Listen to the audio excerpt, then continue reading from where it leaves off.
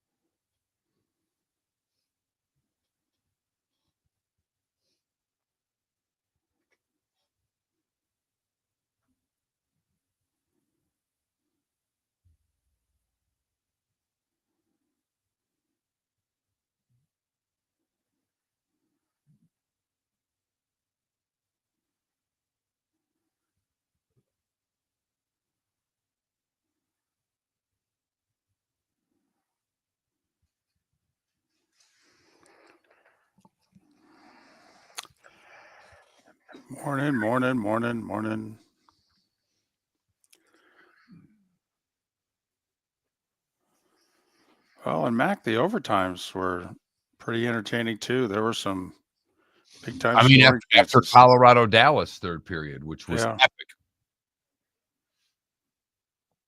The basketball game sevens, not so much. No.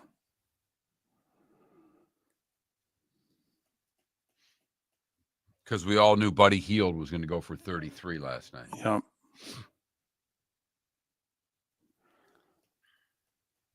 So I guess only 12 times in the history of the NHL had a team down 2 or more goals in the third period of a game 7, come back and won, and then it happens on back-to-back nights.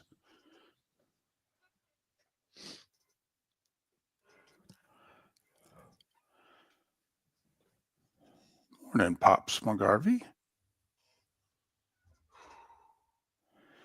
Well, ambient, trust me. We're thinking of you.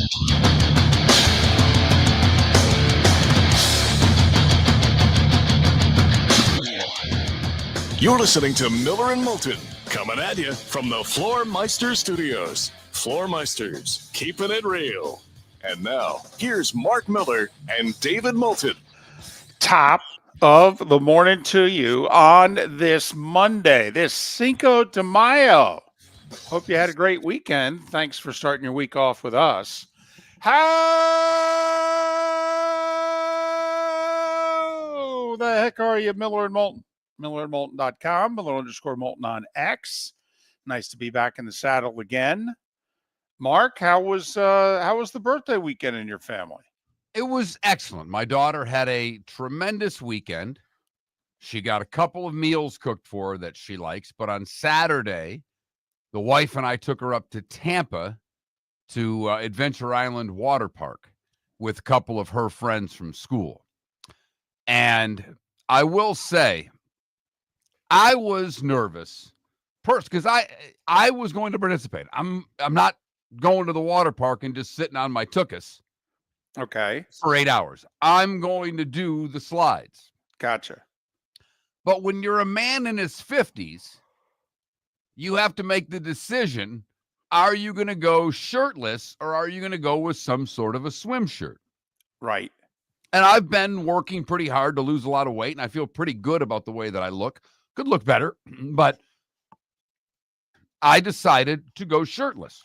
And my wife said to me before we left, she said, trust me, honey, there will be people there who look far worse than you without a shirt on.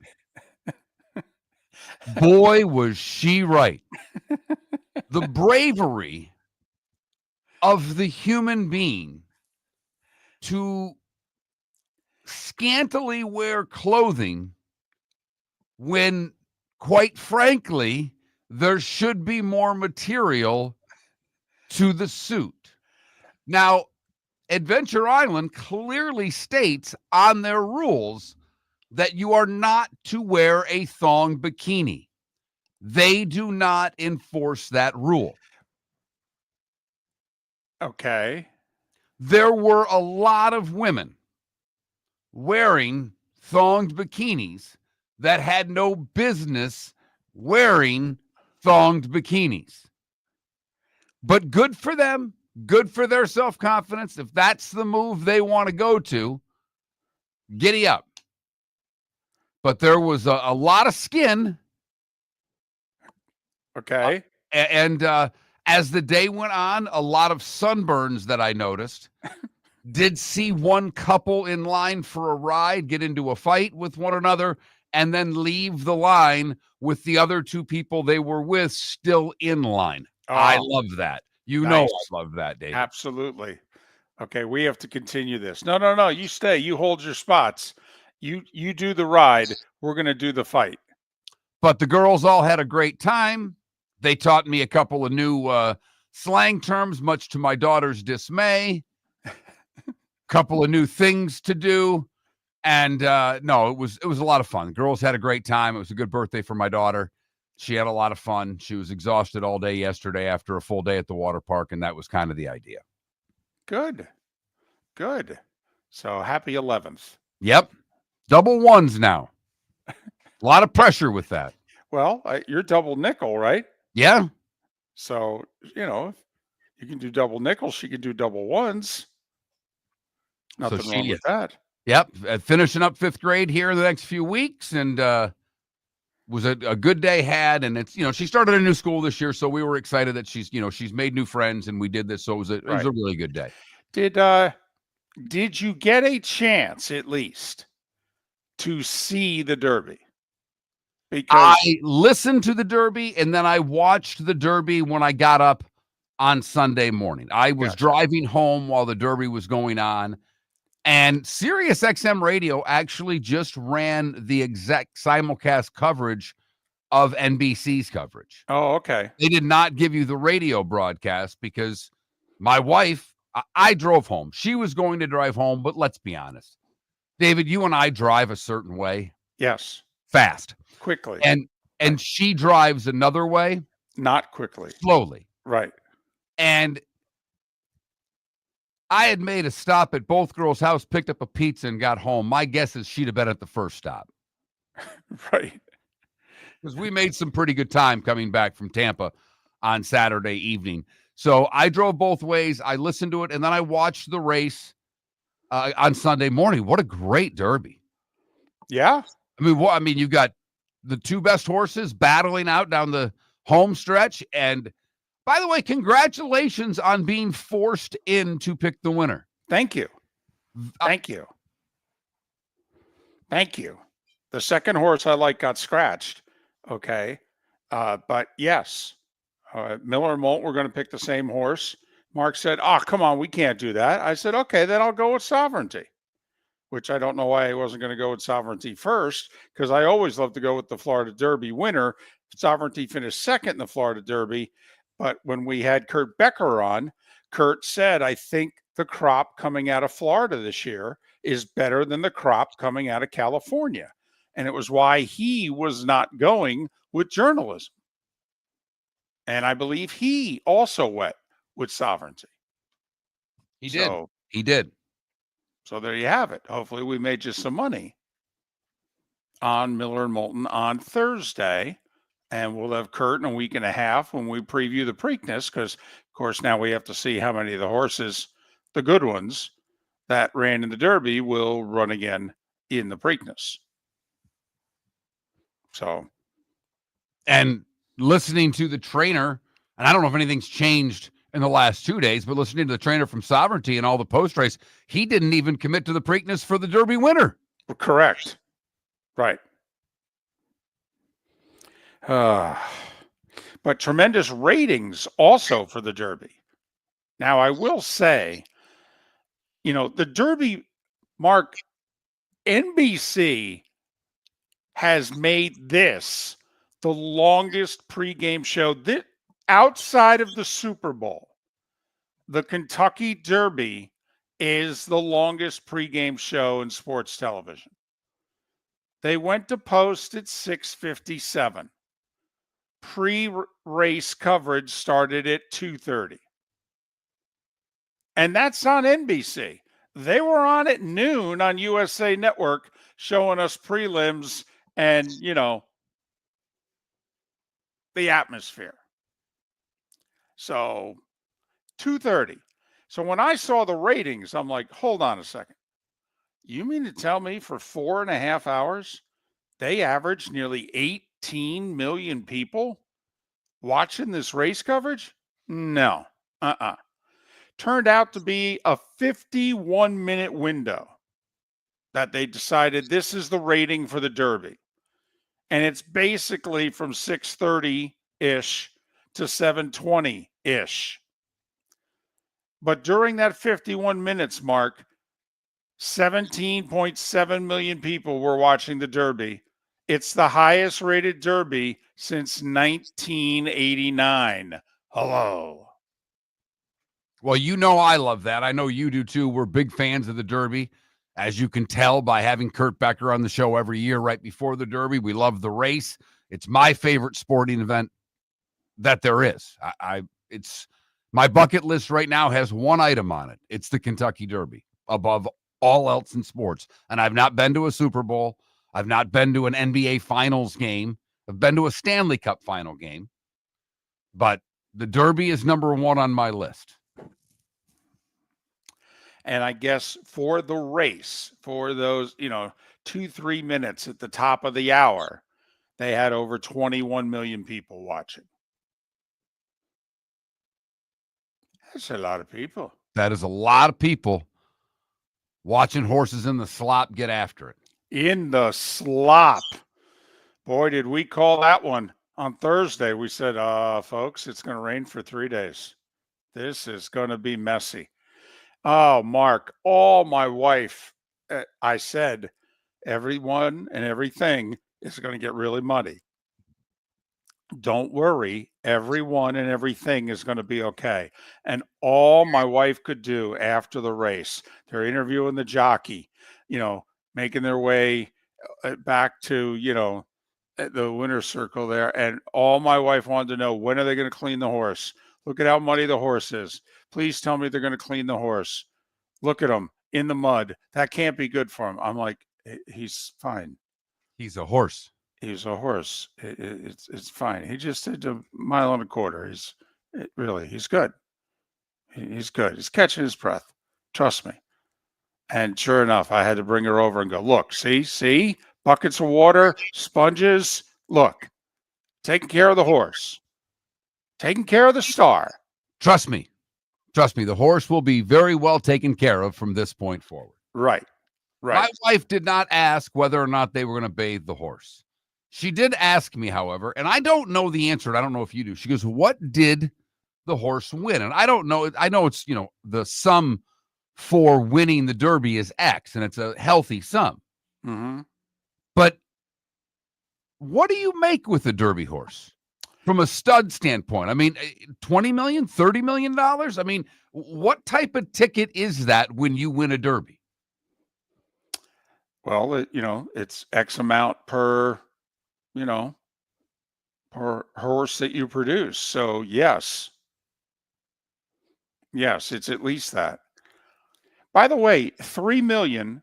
The total purse for the Derby's 5. I guess the winner gets 3. Right. Jockey gets 10%. So the jockey made 300 grand. Trainer got 10%, made 300 grand. Owners make the 80%, 2.4. So that's how it's broken down. But that's just the start.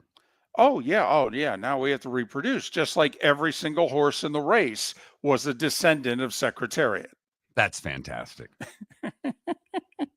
Giddy up. That's why they call him Big Red. And by the way, for what it's worth, there was a clear favorite in the Kentucky Oaks race on Friday, and Kurt Becker gave you that one and said it wasn't going to be close. So he did hit the double. He did. Both from the same stable as well. They hit both. So a pretty good weekend for that ownership group. So that was the biggest sporting event of the weekend, although there were game 7s in hoop and hockey. All right.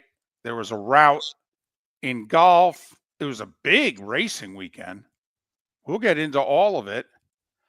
We'll talk pucks. We'll talk hoop. And we'll talk plenty of football. Pat Kirwan's going to join us on a Monday edition of Miller and Moulton. Miller and Moulton are very grateful to you, the listeners, for making us one of the highest rated shows for men, because the working man is one of the toughest demos to reach, and we do. Great sponsors like Floor Meisters, American Paint Supplies, Glass Doctor, Sleep Treatment Direct, Game Day Men's Health, and Molly Maid recognize that, and we thank them. And if you own a business and working men are your clientele, the most cost-effective way to reach them is through us. Text Miller and Moulton at 21,000 or directly via X at that Mark Miller or the David. For over 50 years, the Nolan family has been dedicated to protecting local families. Nolan Family Insurance is a second-generation independent agency that specializes in home, flood, auto, and boat insurance. They take the time needed to explain your coverage options and answer your questions so you can make an informed decision that's right for you. If you're looking for an agency that treats you like family, call 941-639-1122 or go to nolanagency.com. That's 941-639-1122 or nolanagency.com. American Paint Supplies, for nearly 30 years, is your one-stop shop for all your coating needs. If you are a designer, a contractor, a professional painter, or a weekend warrior, American Paint Supplies is the place where experts go to get expert solutions. At 6100 Shirley Street in Naples off of Pine Ridge, American Paint Supplies delivers the best solutions with the best products with the best support. Meet Gene and his team today at American Paint Supplies. Call 239-566-2700. That's 566-2700 or online at AmericanPaintSupplies.net. Basketball's heating up the hardwood. What a great time to stop in at the Floor Meisters and look at their hardwood. A large selection to choose from, including Mirage hardwood flooring. Floor Meisters has a look and style you want. Mirage wood is grown and made in Canada from the finest quality wood flooring you'll find. And while you're in, ask to see the Petite Enfant collection. 5 custom colors made only for the Floor Meisters. So good it has a 35-year warranty. Floor Meisters, 6281 Naples Boulevard, next to Costco, or floormeisters.com. This is Miller and Moulton.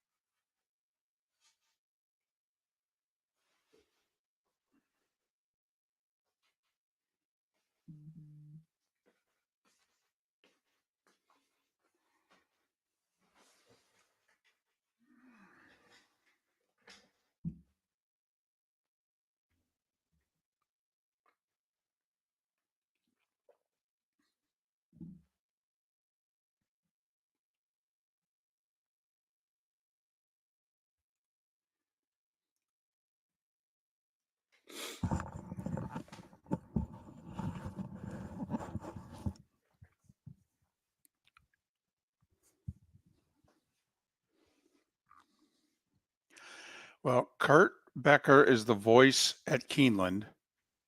So he does all the announcing at the track, and I don't know if he still works for them, but there's the Horse Racing Radio Network, and he worked with them for a long time. But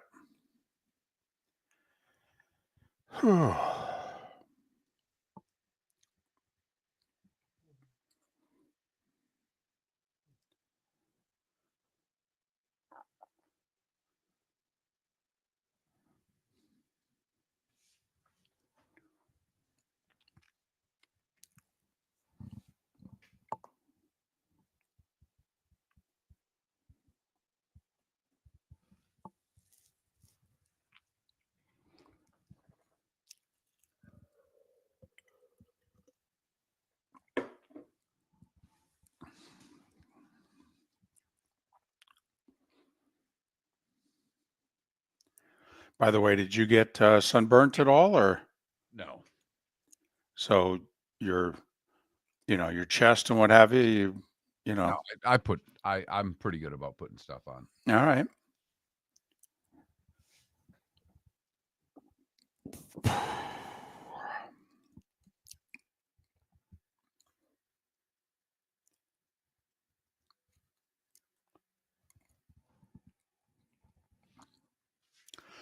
Well, Adam, I will say we analyzed the race perfectly. We did not think it would be super fast because we thought it would be muddy. And we thought it was definitely going to be a finisher's race.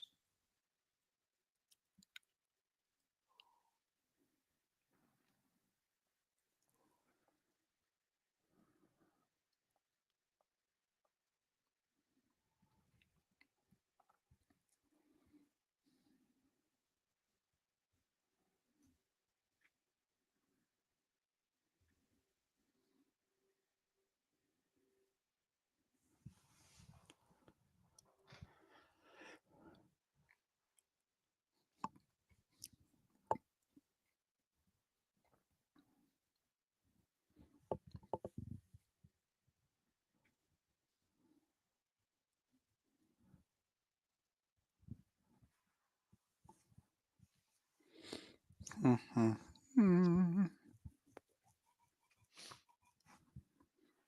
Yeah, really, Sonny. This Steinbrenner Field thing's not working out, but the road is.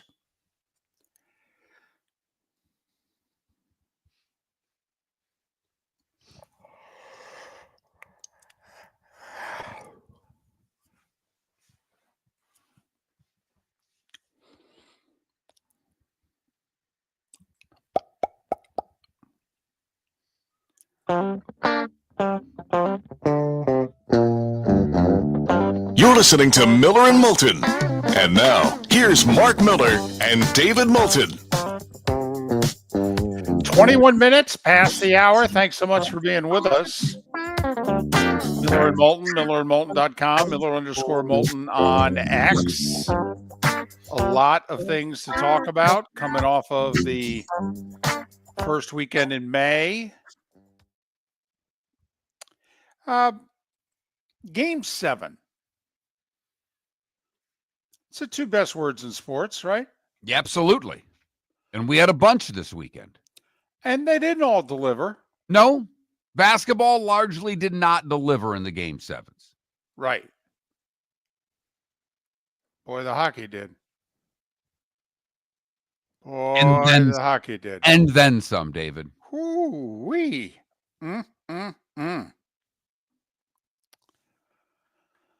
Basically, if you had a 2-goal lead in the third period of a game 7, you had damn near never lost. They've been playing hockey a long time. They've had a couple of 100 game 7s. I think there were 12 teams that had lost in a game 7 scenario when leading by 2 goals in the third period in the history of the league. Yeah, we just had 2 of them on back-to-back nights. Drama. We had something. And just heartbreak. Colorado, and I don't have the numbers, David, but they led for the majority of that 7-game series. Yes. I mean, they outplayed the Dallas Stars. They had the lead. If you were put the lead up by minutes in that series, Colorado would have led the series for twice as long as the Dallas Stars led the series. At least. Yes. Mm-hmm. Couple of overtime wins for Dallas coming from behind. And then on Saturday night, they pull the rabbit out of the hat.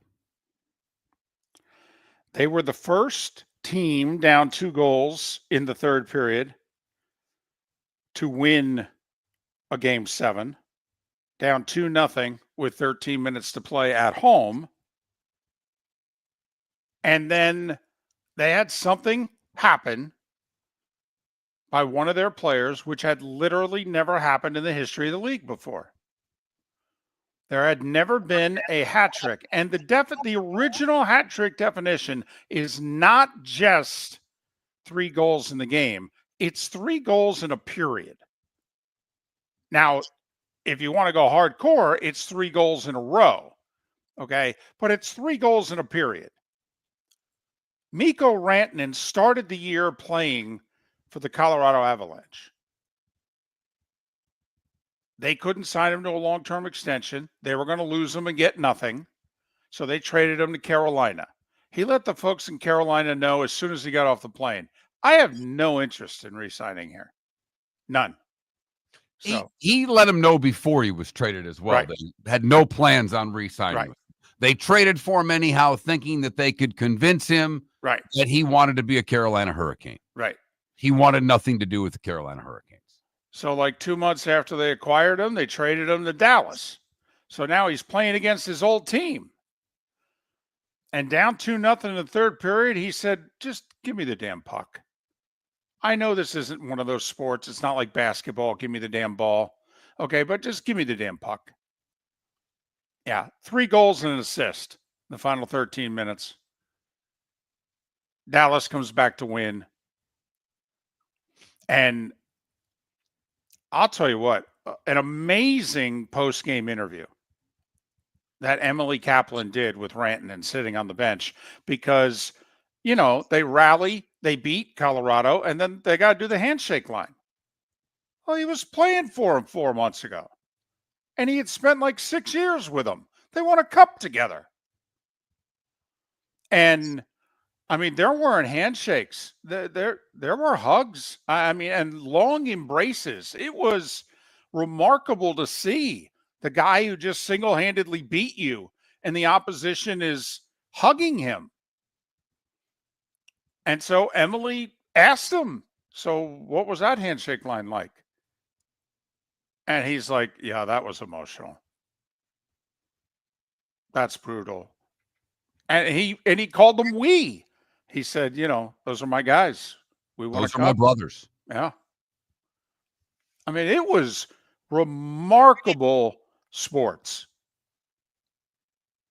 And give on Emily display. Kaplan credit. She gets more out of players and coaches than I believe any sideline reporter in sports right now, David. I don't think anybody, gets the access that she's, I mean, they all get the access, but she gets seemingly more access and more vulnerability and more honesty out of all of them.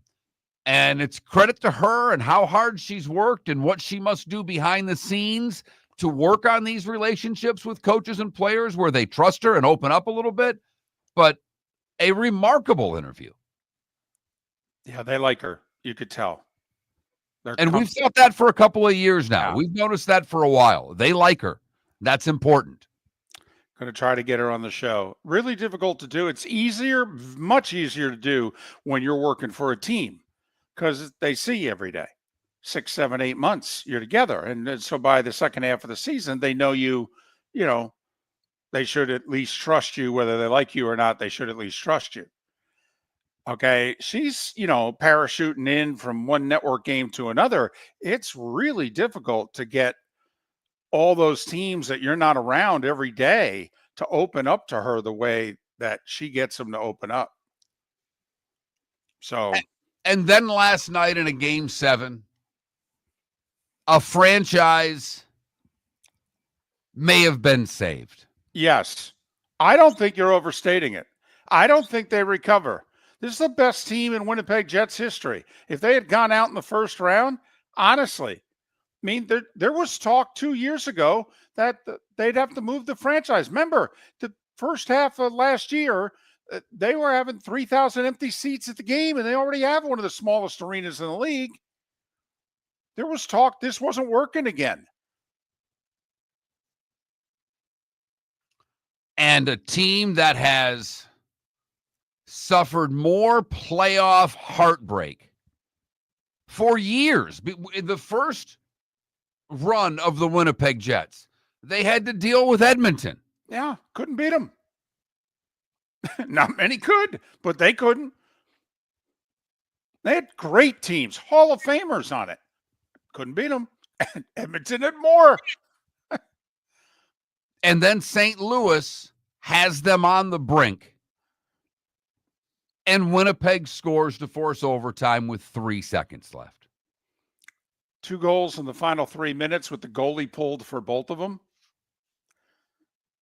The goalie who let in certainly one questionable goal after having let in about 20 of them on the 3 games in St. Louis. Listen, the Winnipeg Jets franchise, that whole whiteout thing. Mark sent me a text mid-third period.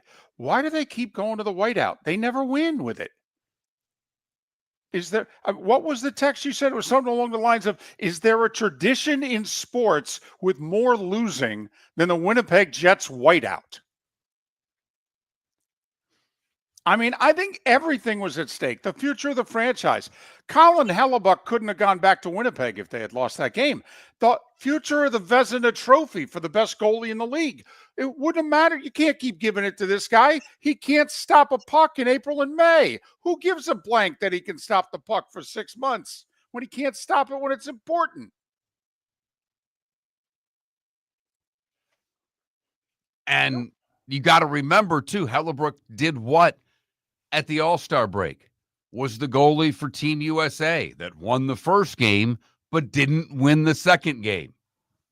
Yep. And so sure enough, who's the goalie he's facing in this series? The guy who was the goalie for Canada, Jordan Binnington, who beat him in the money game when he was playing for the U.S. And that game went overtime, and sure enough, where's yesterday's game? Double overtime.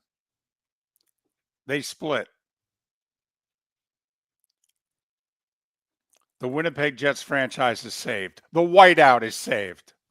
Defining a new era in men's health. Get stronger and healthier at Game Day Men's Health. With our in-house laboratory, get in, get treated, and get back to your passion and purpose. Call 239-427-3441 for our Bonita Springs or Naples location to set up your free testosterone test and consultation. Mention Miller Moulton Radio Show for a 10% discount on your service. Start living your best with Game Day Men's Health, Bonita Springs and Naples. Call 239-427-3441 today. Mark Miller for Sleep Treatment Direct. They are helping me with sleep apnea. And by helping me, I mean curing me. No more CPAP machine. No more snoring. No more tossing. No more waking up exhausted. Their expert team got me the right treatment, fast and hassle-free. If you want to feel energized and get rid of your snoring, call Sleep Treatment Direct today. 444-1741. That's 239-444-1741. Sleep Treatment Direct. Sleep safe and sound. Wine glasses never fall over until you get a brand new rug. Oh, no! Ketchup bottles act normal till you're wearing a new shirt. Oh, you kidding me? And rocks slide peacefully on the road till the day you get a brand new windshield. Then they fly up off the road and attack without mercy. That's why new windshields from Glass Doctor come with our windshield protection plan. Unlimited repairs and one replacement for 12 months. Don't just fix it, protect it. Glass Doctor. A neighborly company. Basketball's heating up the hardwood. What a great time to stop in at the Floor Meisters and look at their hardwood. A large selection to choose from, including Mirage hardwood flooring. Floor Meisters has a look and style you want. Mirage wood is grown and made in Canada from the finest quality wood flooring you'll find. And while you're in, ask to see the Petite Enfant collection. 5 custom colors made only for the Floor Meisters. So good it has a 35-year warranty. Floor Meisters, 6281 Naples Boulevard, next to Costco, or floormeisters.com. This is Miller and Moulton.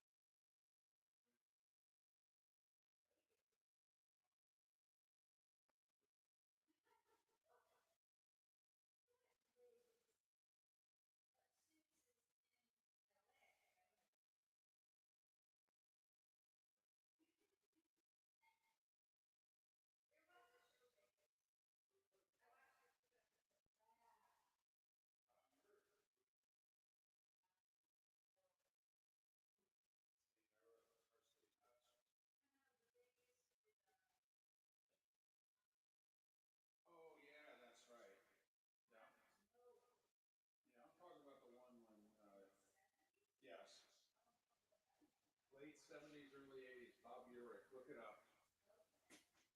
Urich.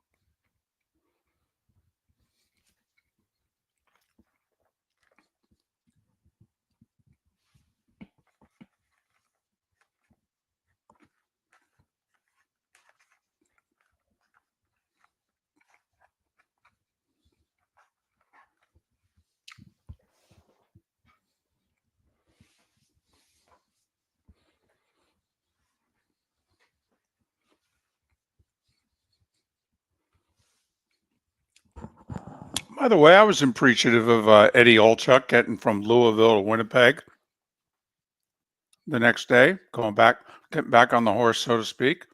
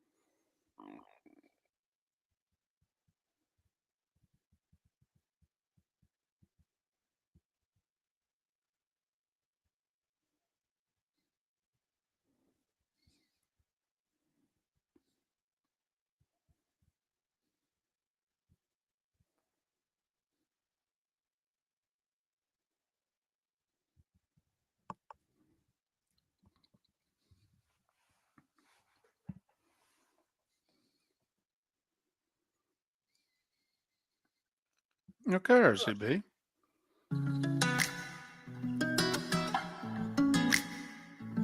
Welcome back to Miller and Moulton. Text the guys what's in your mind at 21,000. That's 21000. And now, here's David Moulton.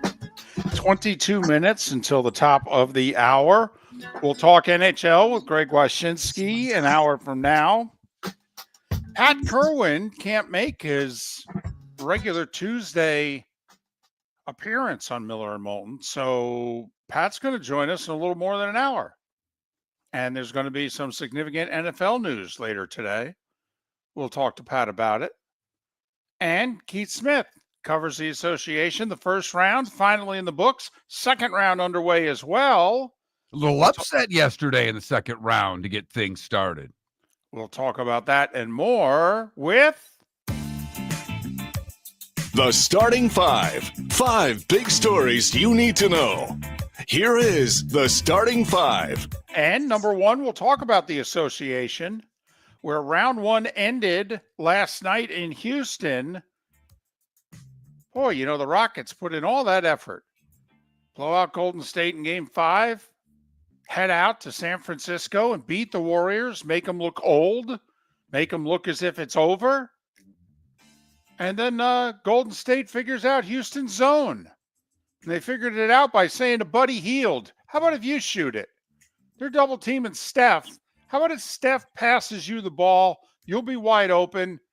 You're an NBA player, right? Hit the shots. Buddy Hield said, okay. 33 points later, 18 threes for the Warriors to just 6 for the Rockets.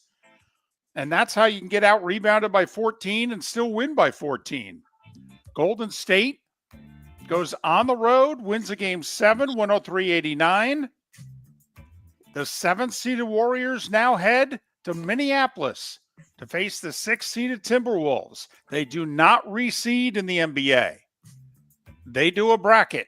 And if the bracket gets blown up, it gets blown up. So while you got 1 versus 4, Oklahoma City and Denver on the other side, game 1 tonight, by the way, you got 6 versus 7 in the other Western semi. Winner to go to the Western Finals. The upset that Mark was talking about was last night in Cleveland. Top-seeded Cavs got beat by the Pacers. Remember, the Pacers have done something the Cavs haven't done and the Knicks haven't done. They've made a conference final. They did it last year. Indiana knows how to win. Indiana knows how to win on the road. They won a game 7 in New York last year to advance to the conference finals. Pacers went into Cleveland, hit 19 threes. The Cavs only hit 9. Halliburton, big fourth quarter and a good game, 22 points, 13 assists. Pacers, 121-112 over Cleveland to get the jump in that series. The other Eastern Conference series also gets underway tonight. In Boston, Celtics a perfect 4-0 against the Knicks this year. Boston a 9.5-point favorite against New York. Oklahoma City a 9.5-point favorite against Denver. TNT, the place to turn tonight for your hoops double dip. NHL last night. Down 3-1 with under 2 minutes to go. Goalie pulled. St. Louis scores. They put the goalie back in, get possession of the puck, pull the goalie again, go into the zone, fire a bunch of pucks at the net. Eventually, with 3 seconds to go, they throw one in front. It's deflected in. Great passing play, beautiful tip in. 3 seconds to go. Winnipeg forces overtime. They'll go double OT before the Jets complete the comeback and win it 4-3 to win the series 4-3. Winnipeg will host Dallas in the second round beginning Wednesday. And St. Louis goes home. Second team in as many nights to have a 2-goal lead late in the third period and lose in a game 7. Panthers and Maple Leafs get underway tonight. Standalone game, 8 o'clock, ESPN. Panthers, Leafs, second round of the playoffs. By the way, there was some discussion late last week, heading into the weekend, about John Cooper's future in Tampa Bay, I thought I was having an out-of-body experience. I'm right there with you. That when I was working out Sunday morning, and I had ESPN on, and on the ticker it said Lightning will bring back John Cooper. And your first reaction was, duh. Right? Like, who typed that, and how do they still have a job? But apparently it was a thing because, well, 3 straight years of losing in the first round of the playoffs, and he's entering the final year of his contract. He's also the longest tenured coach in the league, right? In one spot, Coop? Yes, he is. So, they're just wondering, is it time? Obviously, he's a Hall of Fame coach, like Mike Sullivan. They decided it was time in Pittsburgh. It's not Mike Sullivan's fault that they haven't made the playoffs in 3 years. That 3 general managers can't figure out how to get any talent with Sidney Crosby. Right. We're going to blame the coach. Right. So John Cooper says, yeah, it's the only organization I've ever worked for. You show me a better organization. Yeah, but there's rumors. Apparently he's really tight with the owner of the Utah Hockey Club, and he struck a friendship with the head coach of the Utah Jazz. And Cooper's like, yeah, my kids don't know any of the city but Tampa. What are you talking about? Okay. Besides, I'm not leaving Vasilevsky, even if he did have an off series. So Cooper's like, well, yeah, I'm definitely coming back on the final year of my contract. And Brisebois, the general manager's like, yeah, we're hoping to keep him like for the rest of his life. Ignore the whole final year of a contract thing. That's not an issue for us. But it was a thing for about 48 hours, John Cooper's status in Tampa Bay. Whew. Big racing weekend, besides Sovereignty winning the Derby. The Miami Grand Prix. Gotta say, Mark, my brother-in-law visited. He's a huge F1 fan.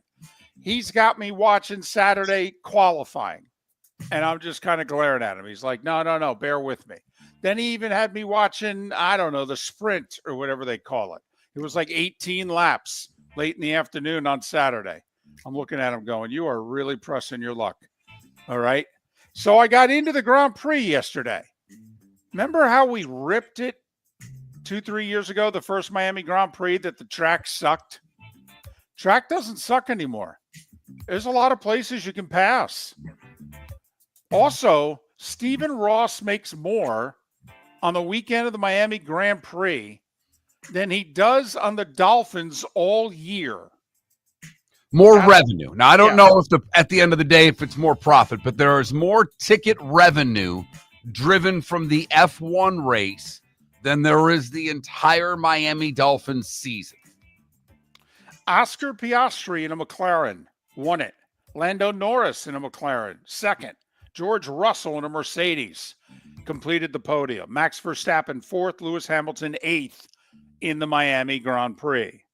NASCAR was If you knew who any more than 2 of the people David mentioned, you win a prize and you can pick it up at Morty's office. I will say it's commercial-free racing. I will say it is commercial-free racing. You don't miss a lap. All right? I got to hand it to him in that sense. NASCAR in Texas, Joey Logano, a winner in overtime. Ross Chastain finished second. Ryan Blaney third. And IndyCar was in Alabama for the Grand Prix of Alabama. Alex Palou. He made it a snooze fest because it was a 90-lap race and he led 81 of them. And he won. So there. Golf. Talk about a snooze fest. Boy, Scotty Scheffler. I thought on Sunday they were going to make him play with 7 clubs. ESPN Bet did not allow you on Sunday to bet Scheffler. They took him off the board. Well, what was the lead going into Sunday? Wasn't it 8? Right. So here's the funny thing. He has an 8-shot lead going into Sunday. The guy who's in second shoots a 6 under 30 on the front 9. and early in the back nine has lost ground on Scheffler. He was 9 back, and he was 6 under for the day. Scheffler tied the lowest scoring ever at a PGA tournament. He won the Byron Nelson, which is now called the CJ Cup, by 8. Spieth, by the way, final round 9 under 62 to finish 4th. Very Sergio of him. Yes, of course, he finished 12 back, but he did finish 4th. I will say, PGA is in a week and a half. So Rory's on fire. Scheffler's now rounded into form and won. Justin Thomas has won and is rounded into form. And on the LIV circuit, Bryson DeChambeau, a winner in Korea by 2. I mean, the big guns are bringing at least a B-plus game, if not an A minus game, to Charlotte for the PGA in 10 days. LPGA Tour, Haran Ryu from South Korea, a winner in Arizona by 5. Baseball. Rays took 2 out of 3 in the Bronx, beat the Yankees 7-5. First time they've won a series in New York since 2023. Meanwhile, Twins take 2 out of 3 from the Red Sox, 5-4 the final. Bad weekend for the Red Sox. They also lost Cassis to a torn patella tendon in his left knee. He's out for the year. And the Red Sox, with the loss, fall back to 500. Guardians take 2 out of 3 from the Jays, 5-4. Tigers have a 1.5 lead over the Guardians. They beat the Angels 13-1. You know the Guardians already have 8 one-run wins this season? That seems pretty good. They're 8-1 in one-run games. It's the beginning of May. Kansas City had the fewest homers in Major League Baseball entering yesterday. So take a guess how many homers they hit in Baltimore. 4. 7 Nice. in an 11-6 win.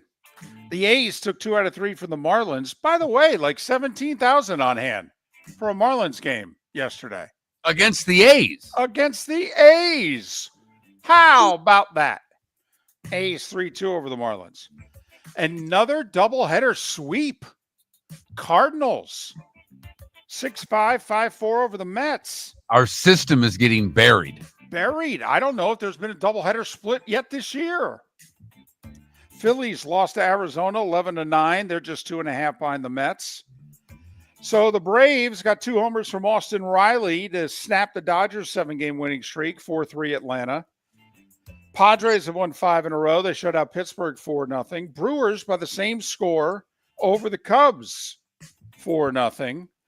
Cubs also lost their starting pitcher Imanagua to a hamstring injury. Nats took 2 out of 3 from the Reds, beat them 4-1. White Sox over the Astros 5-4. Game was shortened to 7 innings. Giants took 3 out of 4 from the Rockies, who are 6-28. 9-3 the final. And Texas snaps a 4-game skid. They beat Seattle 8-1. There will be a presser later today. Do you remember during President Trump's first term, the relationship between the president and Roger Goodell in the NFL? How would you describe that relationship, Mark? Rocky. Frosty? Cold. Conflict? Yeah.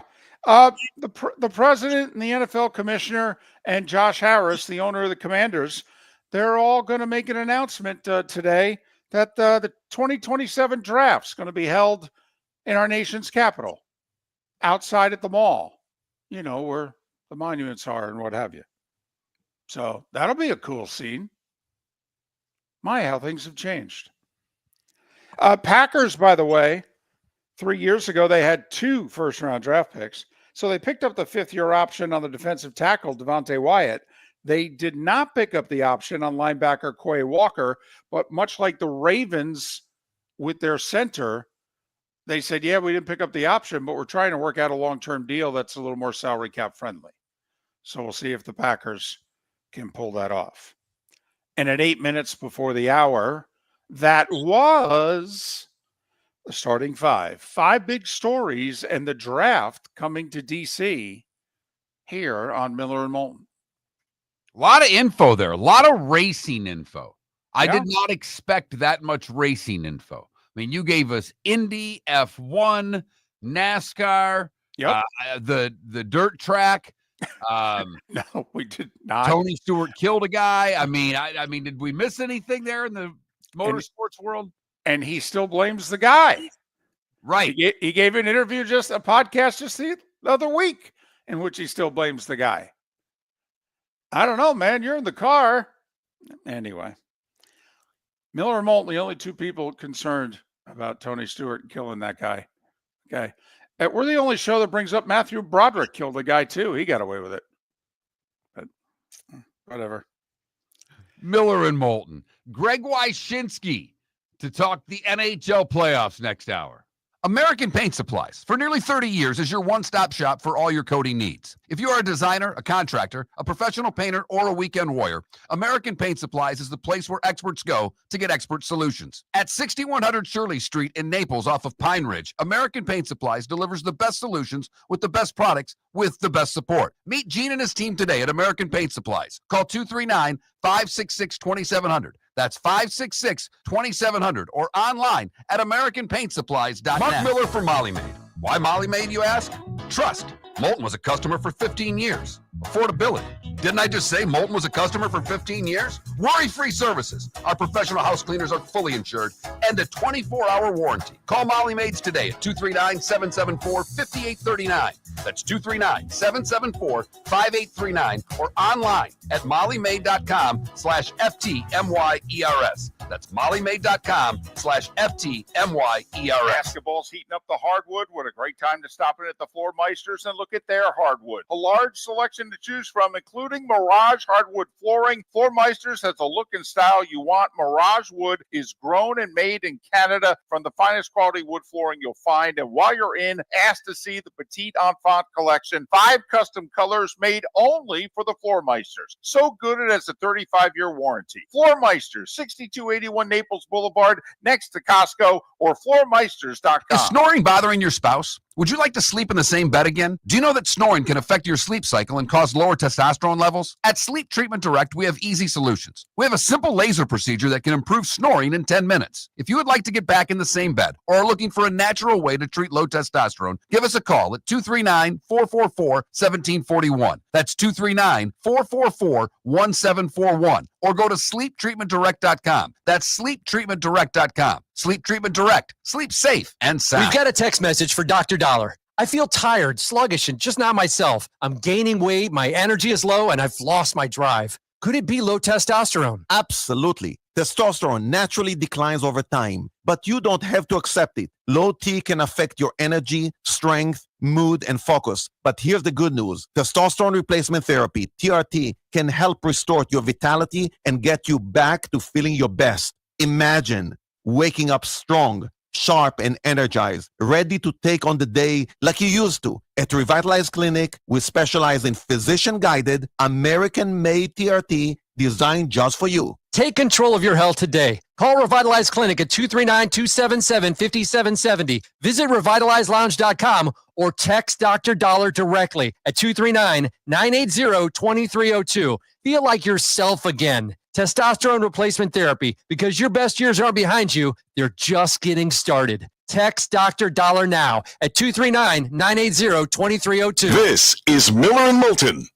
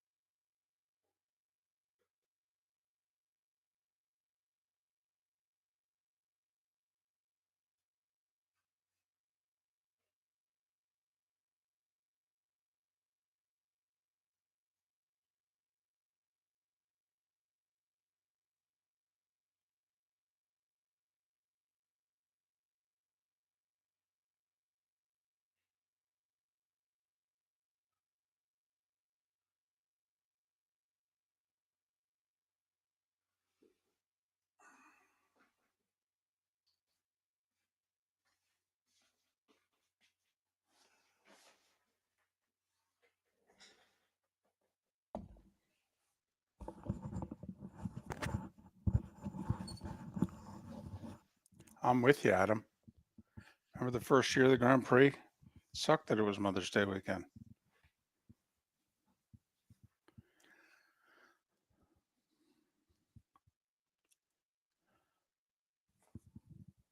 I don't know, DC. Did you see the way he was hitting the ball? I know the course was easy, but I mean,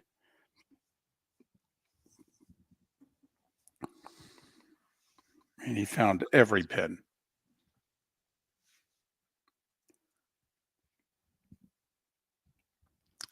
But yeah, when you have to go 5 under to make the cut, pretty easy course.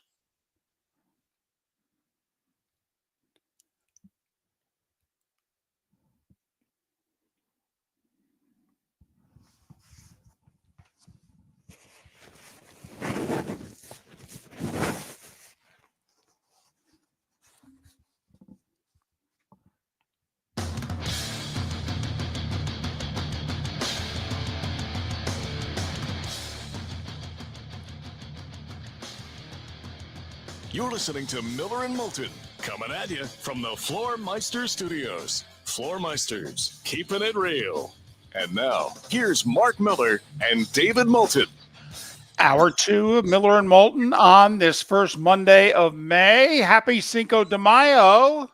Miller and Moulton, millerandmoulton.com, Miller_Moulton on X. We have not discussed a poll question yet today, so I have no idea what direction we will go there. Greg Wyshynski in a little over a half an hour, as we'll talk plenty of NHL, and the hockey over the weekend was beyond riveting. It was historic.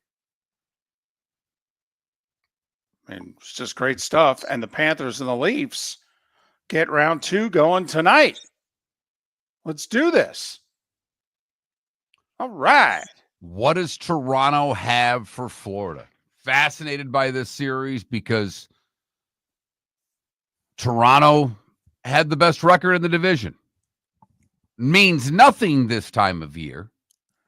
But will home ice mean anything? Or will Florida continue to just dominate their opponents in the postseason now that everybody's back? What will Matthews do with Barkov all over him? How will he be able to be effective?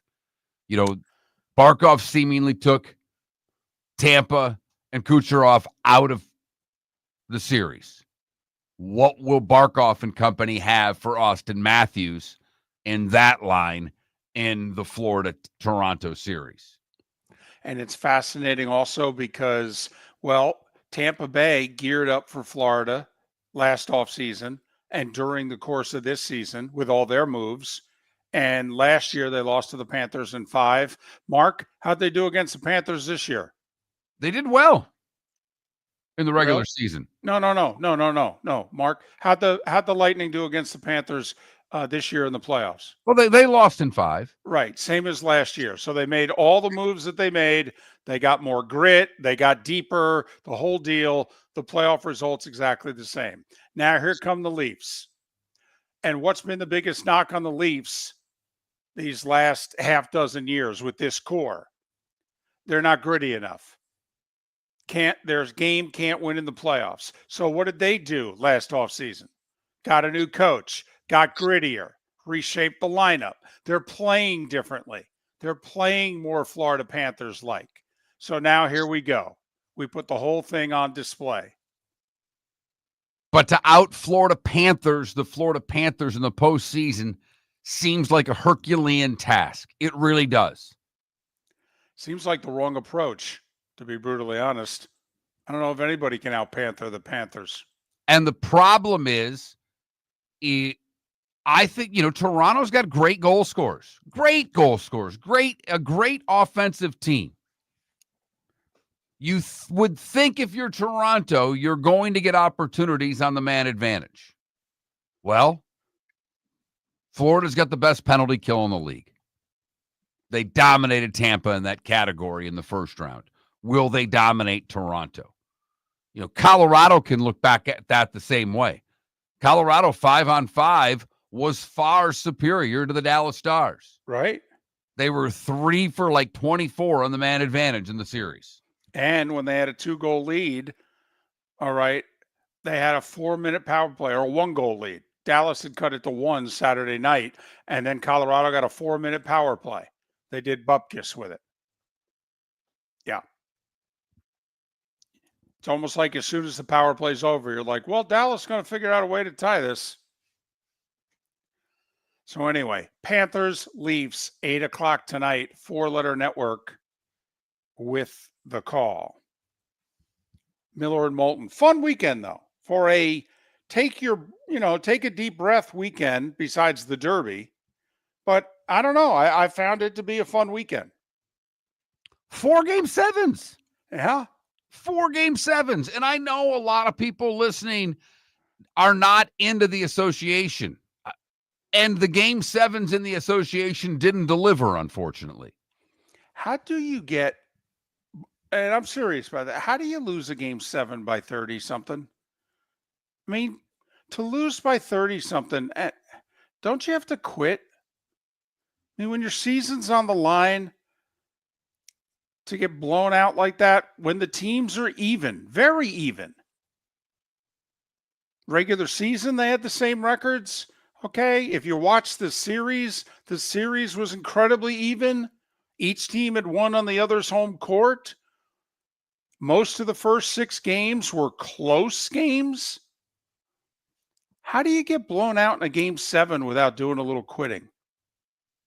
And you're talking about Clippers Nuggets, and what's ironic about that is the Clips had the lead at the end of the first quarter and then get outscored by 16 in the second quarter and 16 in the third quarter. Unreal. And for as much as they love the NBA in Los Angeles, they got no NBA to watch because the Clips and the Lakers are home. Thank you very much. Miller and Moulton on this Monday. What are you thinking about for a poll question? Well, I mean, obviously we could go somewhere down the Cinco de Mayo path, if we wanted to get off of the sports. But from a sports standpoint, I mean, there's a couple of things. Because the numbers were so astronomical, there's part of me that wants to ask, just did you watch the Derby? Because you and I both know, and we've known this for years, one of the reasons that we bring Kurt Becker on for all of the horse races is that where our show is headquartered in Southwest Florida is the best television viewing of the Triple Crown, not in a Triple Crown city. Louisville will get the best numbers. They'll get the best numbers for the Derby. They'll get the second best numbers for the Preakness, and they'll get the second best numbers for the Belmont. Maybe even the best numbers for the Belmont. Yeah, for the Belmont, they may get the best numbers. But for the Preakness, usually the Baltimore market will supersede the Louisville market. Fort Myers, Naples, for the Derby will probably be the second highest viewing anywhere in the country. We watch. Yeah. It's an older market, and we love our traditional sports. And it's tough to get older and more traditional than the Run for the Roses on the first Saturday in May. It's why also in many Florida markets, the Indy 500 does very well. Older folk, all right. Indy, appointment watching television for a lot of folk. At least it was growing up. So they'll throw it on. But that was one. Out of the Game 7s, what were you more? Or are we just looking ahead? Do we simply ask, are the Florida Panthers going to take down Toronto? And I'm wondering how many of you, because the Florida Panther fan base is not that big. No, it is not. The Lightning have a far better fan base than do the Florida Panthers. But I will say, David, you and I both do this, and I know you did it more when you lived in the 239 than in the 904, of just on your daily drive, whatever you're doing, of looking at license plate wrappers and bumper stickers and the like to see how many different teams are represented down here. I've seen, because of their success, a few Florida Panthers stickers every once in a while. I've noticed that people down here are getting into the Florida Panthers. But if you're a Lightning fan, can you really root for the Panthers? No. If you're a Bruin fan, are you rooting for the Panthers? Ooh, that's tough. I know they've taken you down twice, but they have your guy. And you're not in the playoffs this year. By the way, speaking of the guy, it is remarkable when you think back. This is the third year in a row now that the Panthers are going to make a serious run at the Cup. They've gone to the finals each of the last 2 years. Well, 2 years ago, they snuck into the playoffs. The run was unexpected.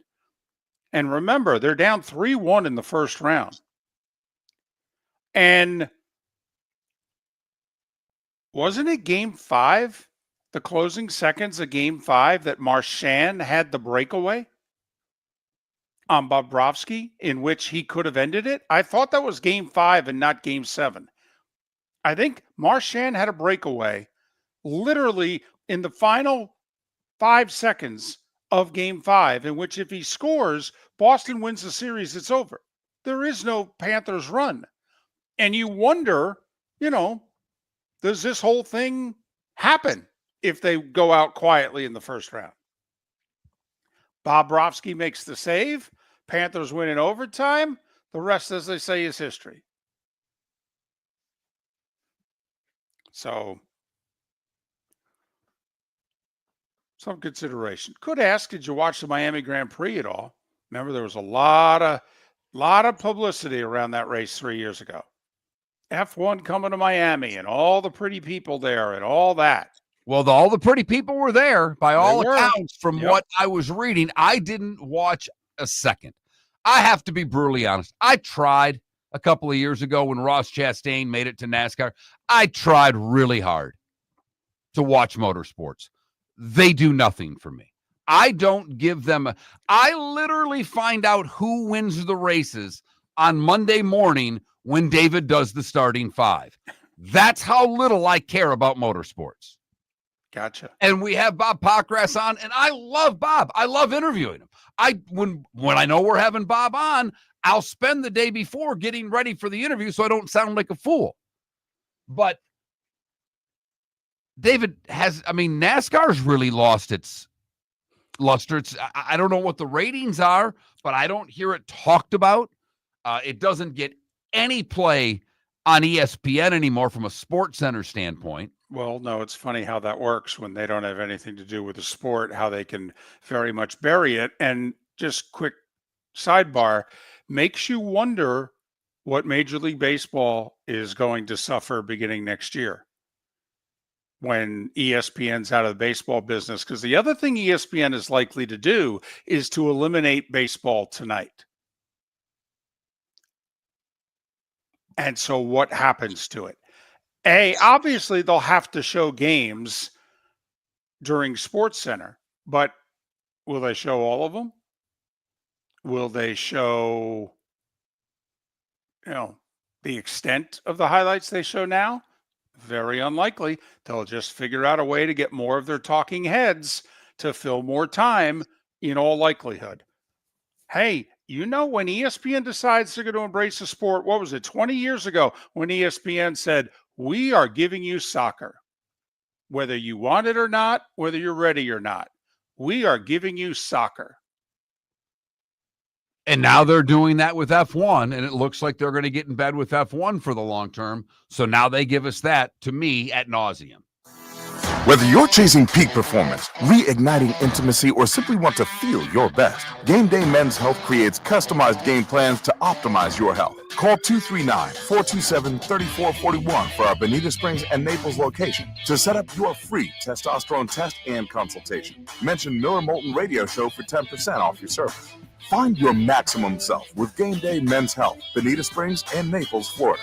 Call 239-427-3441 today. Basketball's heating up the hardwood. What a great time to stop in at the Floor Meisters and look at their hardwood. A large selection to choose from, including Mirage hardwood flooring. Floor Meisters has the look and style you want. Mirage wood is grown and made in Canada from the finest quality wood flooring you'll find. And while you're in, ask to see the Petite Enfant collection. 5 custom colors made only for the Floor Meisters. So good it has a 35-year warranty. Floor Meisters, 62 2281 Naples Boulevard next to Costco, or floormeisters.com. American Paint Supplies, for nearly 30 years, is your one-stop shop for all your coating needs. If you are a designer, a contractor, a professional painter, or a weekend warrior, American Paint Supplies is the place where experts go to get expert solutions. At 6100 Shirley Street in Naples off of Pine Ridge, American Paint Supplies delivers the best solutions with the best products with the best support. Meet Gene and his team today at American Paint Supplies. Call 239-566-2700. That's 566-2700, or online at AmericanPaintSupplies.net. Mark Miller for Molly Maid. Why Molly Maid, you ask? Trust. Moulton was a customer for 15 years. Affordability. Didn't I just say Moulton was a customer for 15 years? Worry-free services. Our professional house cleaners are fully insured and a 24-hour warranty. Call Molly Maids today at 239-774-5839. That's 239-774-5839, or online at mollymaid.com/FTMYERS. That's mollymaid.com/FTMYERS. This is Miller and Moulton.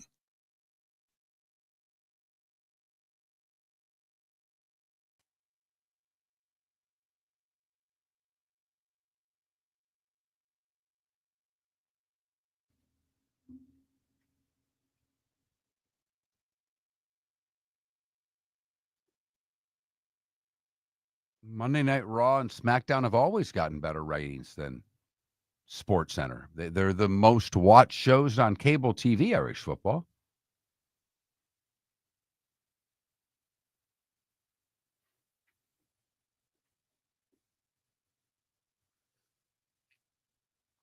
And have been for a long, long time.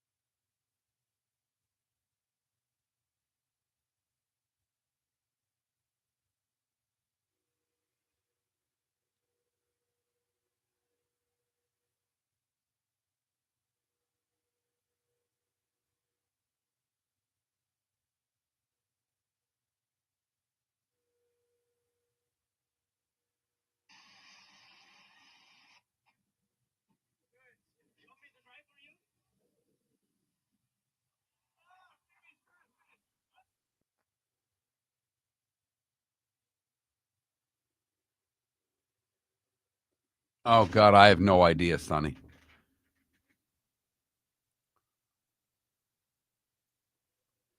I'm sure we could, but yeah, I mean, they're not going to be that good. We'll see.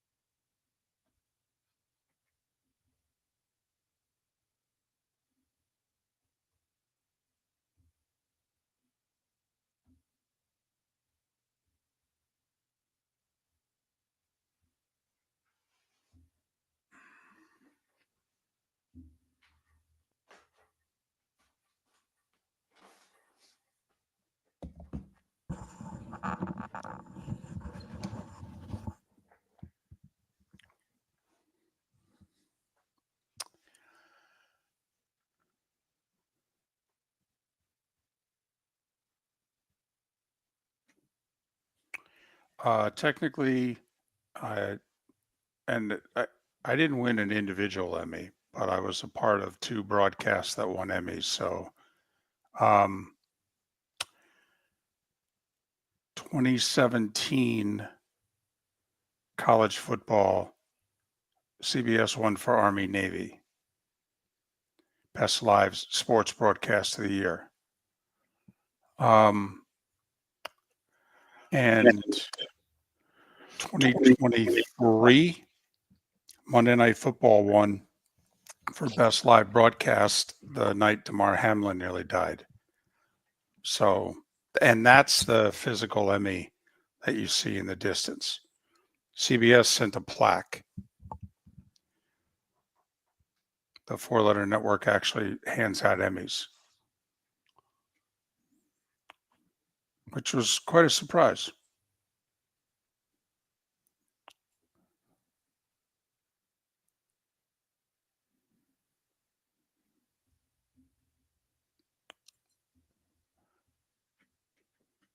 Sonny, the answer is yes, he does. And we'll try to get him on in the next couple of weeks. You're listening to Miller and Moulton. And now, here's Mark Miller and David Moulton. 21 minutes past the hour. Greg Wyshynski to talk NHL in a little more than 15 minutes time. Pat Kirwan in 40 minutes. He'll join us a day earlier than he normally does. Talk all things NFL. Keith Smith in a little more than an hour. We'll talk the association. First round in the books, second round getting underway. Same with the NHL, by the way, with Greg Wyshynski in a little more than 15 minutes time. Hey, I got an idea for a poll today. Best playoffs. NHL, NFL, and I don't know if you want to put down NCAA basketball or what have you, but, you know, I mean, Stanley Cup playoffs, March Madness. NFL playoffs, Stanley Cup playoffs, March Madness. Which do you like best? You don't want to include the NBA in there? No. No, I don't. I don't think it'll do well with our audience. Going to go out on a limb. I think the NFL will win going away. Being involved in anything. Okay. I don't think the NFL loses a poll question. Interesting. I mean, you know, we are throwing the hockey playoffs out there, but we're also throwing March Madness at them. And, you know, March Madness is pretty damn good. All right, I like it. NHL, NFL, March Madness. We can do that. We don't even need a reason. Yeah, just, you know, best playoffs. Wish you enjoy the best. So thanks. Up. There you go. And I know the baseball fan's going to come after me as well. I just don't know what to tell you. I don't think baseball will do well.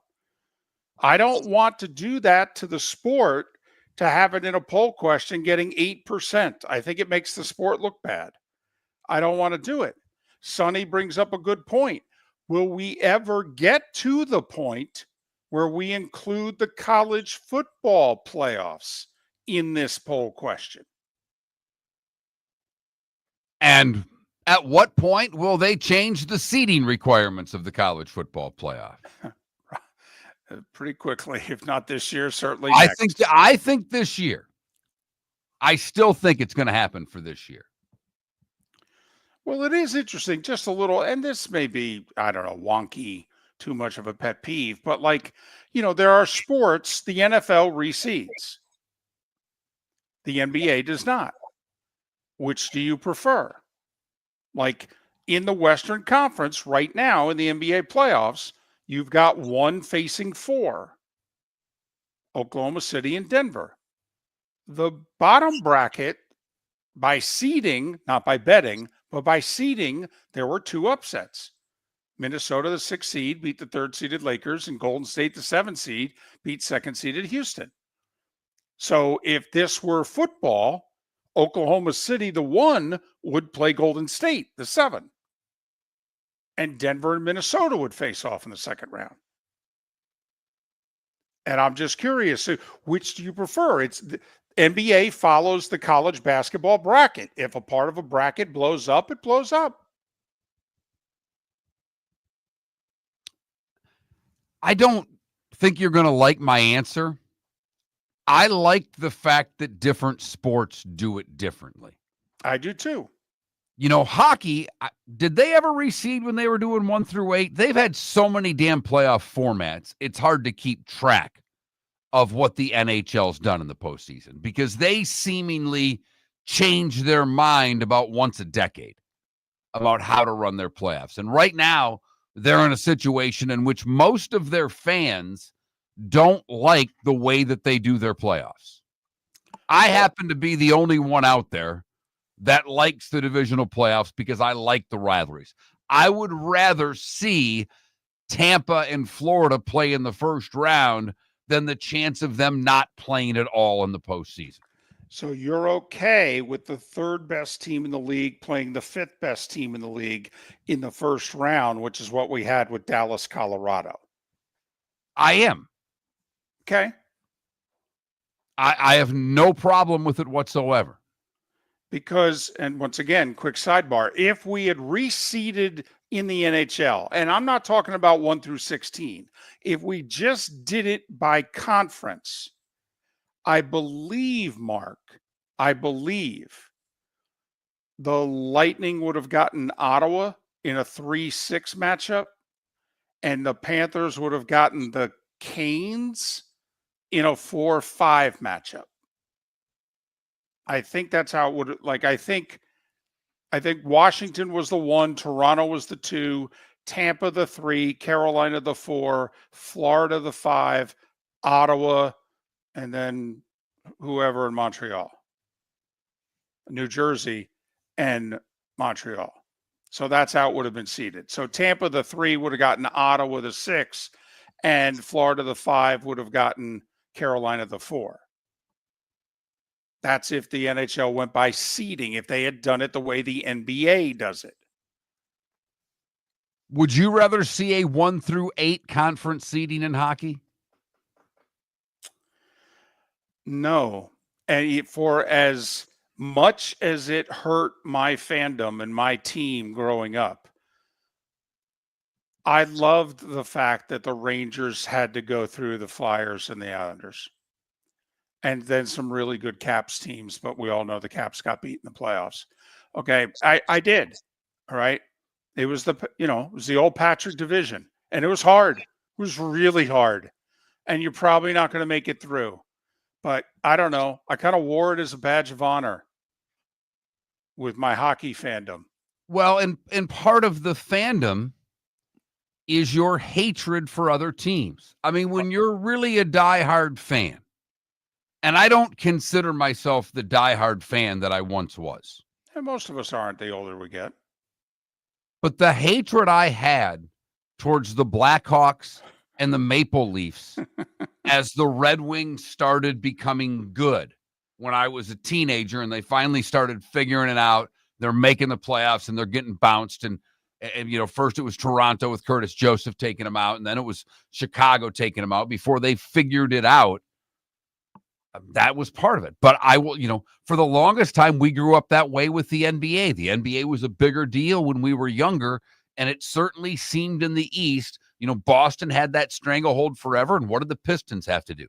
They had to finally get through Boston. And Correct. Then what did the Bulls have to do? They finally had to get through Detroit. And now we're looking at whether it's Cleveland, or can the Knicks finally get through Boston? Can Cleveland finally get through Boston? Or are the Celtics still the team with the stranglehold on the Eastern Conference? And yesterday, Cleveland couldn't get through the Pacers in Game 1, and that series could be a little more sexy than maybe we previously thought. When the road team gets Game 1, certainly changes the way you view a series. But in the NBA playoffs, the East is, the top 4 seeds. 1 versus 4, 2 versus 3. Now the 4 seed with the win last night. Oh, okay. Now, I think we'll all be surprised if the Knicks give the Celtics the series. I mean, we'll have Keith Smith on in a little more than an hour. This seems a bad matchup. The Knicks have 2 guys on the floor 40 minutes a night who can't defend. That seems to be a problem. When the Celtics seemingly have 6, 7 guys that can light it up any given night. Right. So, we'll see. Looks to be a bad matchup for the Knicks. But like in the second round of the NHL playoffs, 2 of the top 3 teams during the regular season are meeting in the second round, Winnipeg and Dallas. They finished first and third in points. Are you okay with that? I mean, obviously in the NFL recedes. You know, if the 7 seed beats the 2 seed, the 7 seed plays the 1 seed in the next round. They reward the top seeds. They give them, in quote, the easiest road possible to get as far as possible because they earned that during the regular season. And that is the irony, David. The shortest or least amount of games in the regular season rewards the regular season the most. The NBA and NHL, which play far more games, do not reward your regular season success because they do not recede. Greg Wyshynski to talk the NHL playoffs. That's next on Miller and Moulton. For over 50 years, the Nolan family has been dedicated to protecting local families. Nolan Family Insurance is a second-generation independent agency that specializes in home, flood, auto, and boat insurance. They take the time needed to explain your coverage options and answer your questions so you can make an informed decision that's right for you. If you're looking for an agency that treats you like family, call 941-639-1122 or go to nolanagency.com. That's 941-639-1122 or nolanagency.com. Wine glasses never fall over until you get a brand new rug. Oh, no. Ketchup bottles act normal till you're wearing a new shirt. Oh, you kidding me? And rocks slide peacefully on the road till the day you get a brand new windshield. Then they fly up off the road and attack without mercy. That's why new windshields from Glass Doctor come with our windshield protection plan. Unlimited repairs and 1 replacement for 12 months. Don't just fix it, protect it. Glass Doctor, a neighborly company. Mark Miller for Sleep Treatment Direct. They are helping me with sleep apnea. And by helping me, I mean curing me. No more CPAP machine. No more snoring. No more tossing. No more waking up exhausted. Their expert team got me the right treatment, fast and hassle-free. If you want to feel energized and get rid of your snoring, call Sleep Treatment Direct today.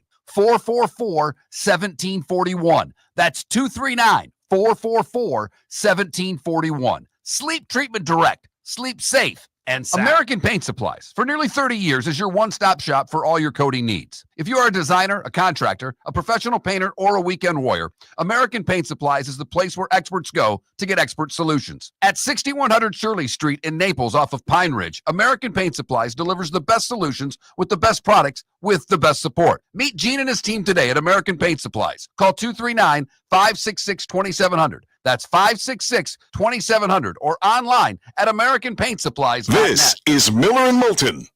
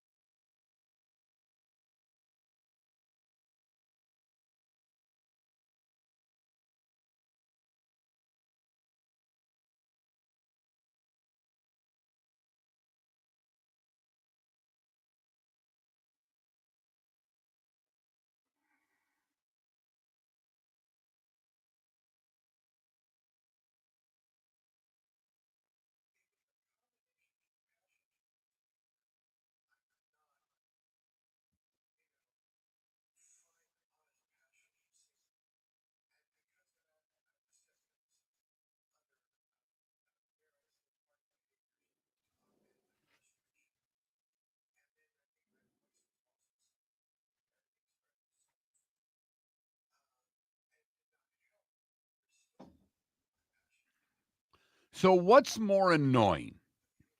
Car in the left lane that doesn't get out of the left lane when you're going at a rapid rate of speed, or if you're someone like me who doesn't hog the left lane and when they pass a car, they actually get out of the passing lane.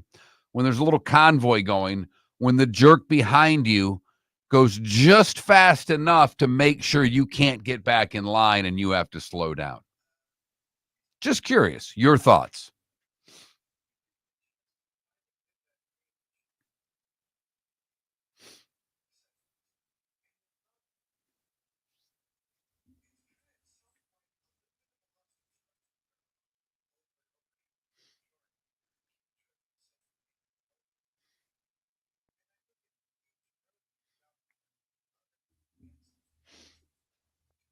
It's a passing lane. It's not a driving lane. You're not supposed to stay in that lane. When you pass a car, you are legally supposed to get over and out of the passing lane.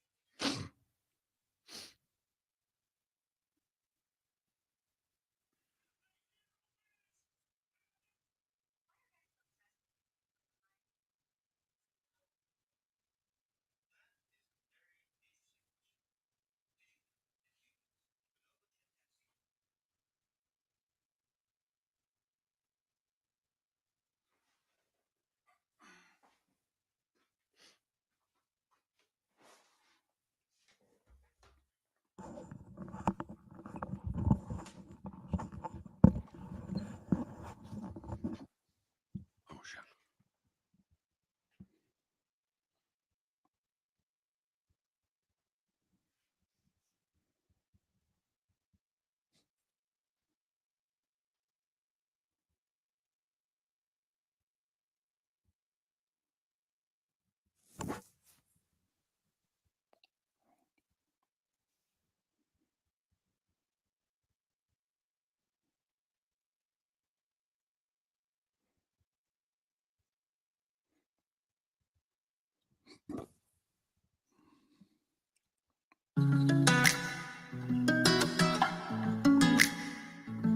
Welcome back to Miller and Moulton. Text the guys what's in your mind at 21,000.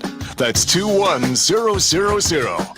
And now, here's David Moulton. 22 minutes until the top of the hour. Pat Kirwan to talk all things NFL, and there will be a big announcement by the league and the president of the United States today. 1 o'clock, the press conference is scheduled. We're back to talking pucks, however. Greg Wyshynski covers the NHL, ESPN, ESPN.com.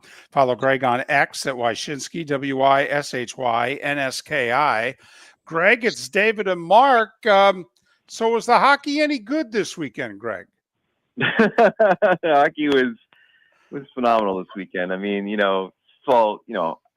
can't go wrong with the Game 7, the winner go home of it all, the drama of it all. And then you get the Game 7s that we had with Dallas rallying to eliminate Colorado, and then Winnipeg rallying to eliminate St. Louis. In both cases, they're like crazily shorthanded, missing their top defenseman and their second leading scorer, which is kind of crazy to think that's the scenario for both of those teams. But the drama was awesome, and it was a weekend to remember. So David and I were texting last night during the game, in which I said to him about mid-third, is there any cool tradition with less success than the whiteout?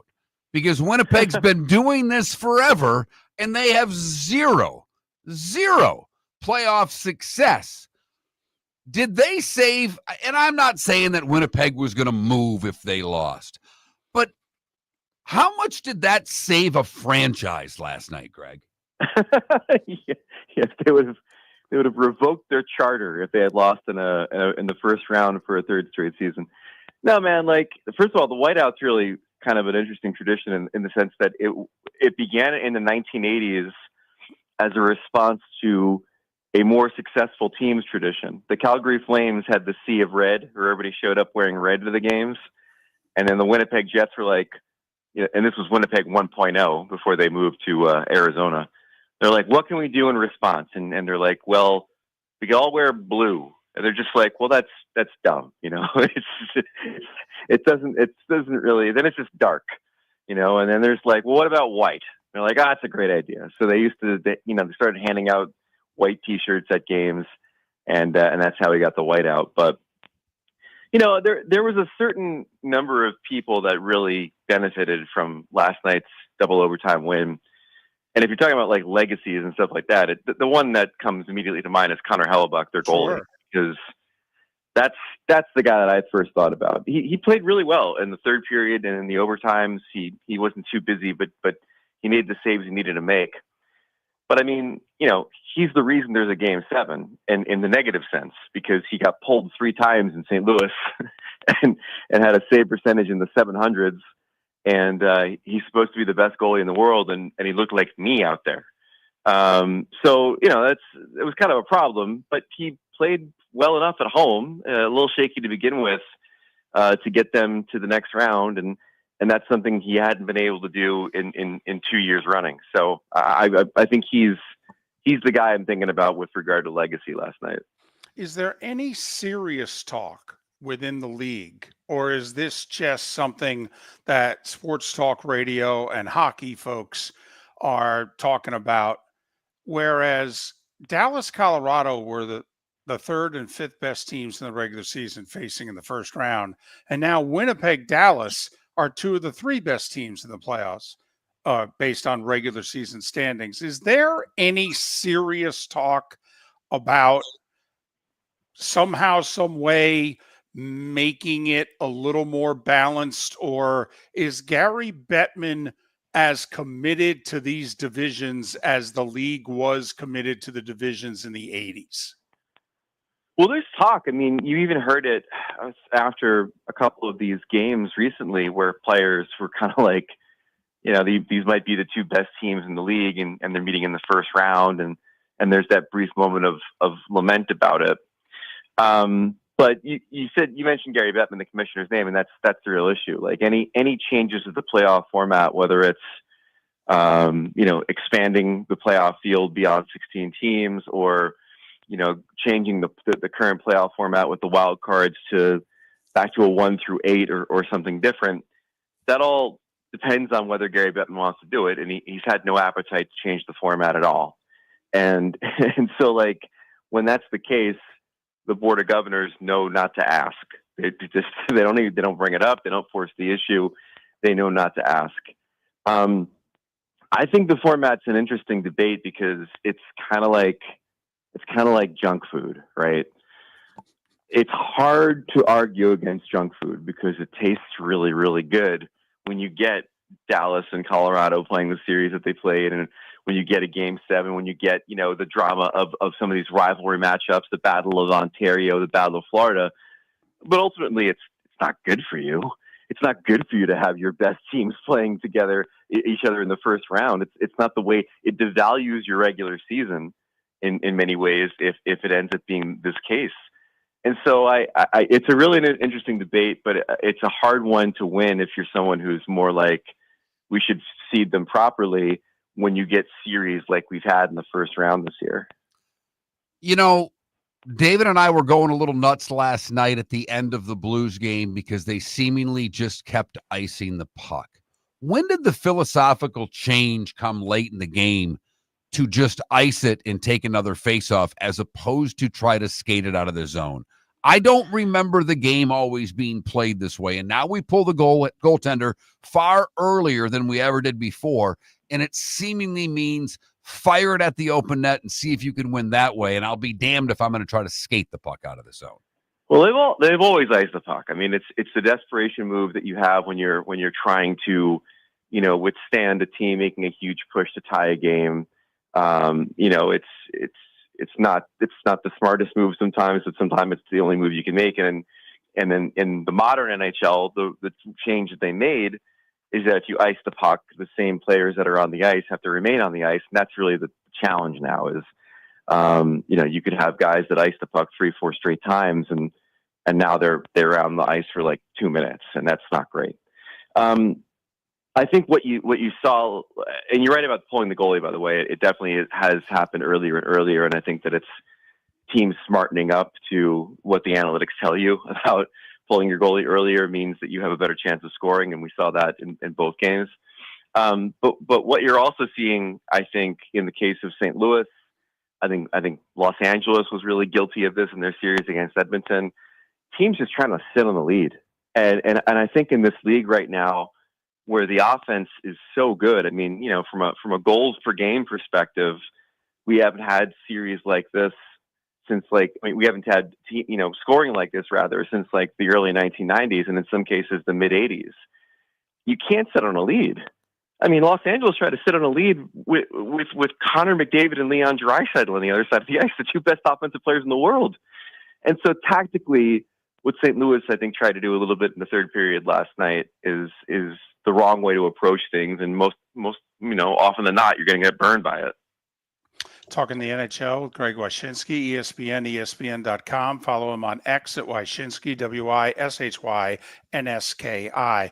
Well, you could argue we didn't get any upsets in the first round. I mean, we got one first versus second, first versus second, first versus second, first versus third in the Atlantic, but the third place team's the Panthers. So, they were favored against the Lightning. So now do we get any upsets? And an upset with the Panthers would be the Leafs winning. It would. I don't think it's going to happen. I do. I think that I think Washington is a team that people are sleeping on. I watched a lot of that Carolina Jersey series, and I was left unimpressed by the Hurricanes. I think they're good. I think they do the same thing they do every year, which is possess the puck, have great special teams, get scoring from guys throughout the lineup when they need it. But sometimes they lack for that one great goal scorer, which they had in Mikko Rantanen earlier this season before they traded him to Dallas because he didn't want to sign a long-term contract in Carolina. And I think Washington, they just play a really strong system under their coach, Spencer Carberry. They have great goaltending.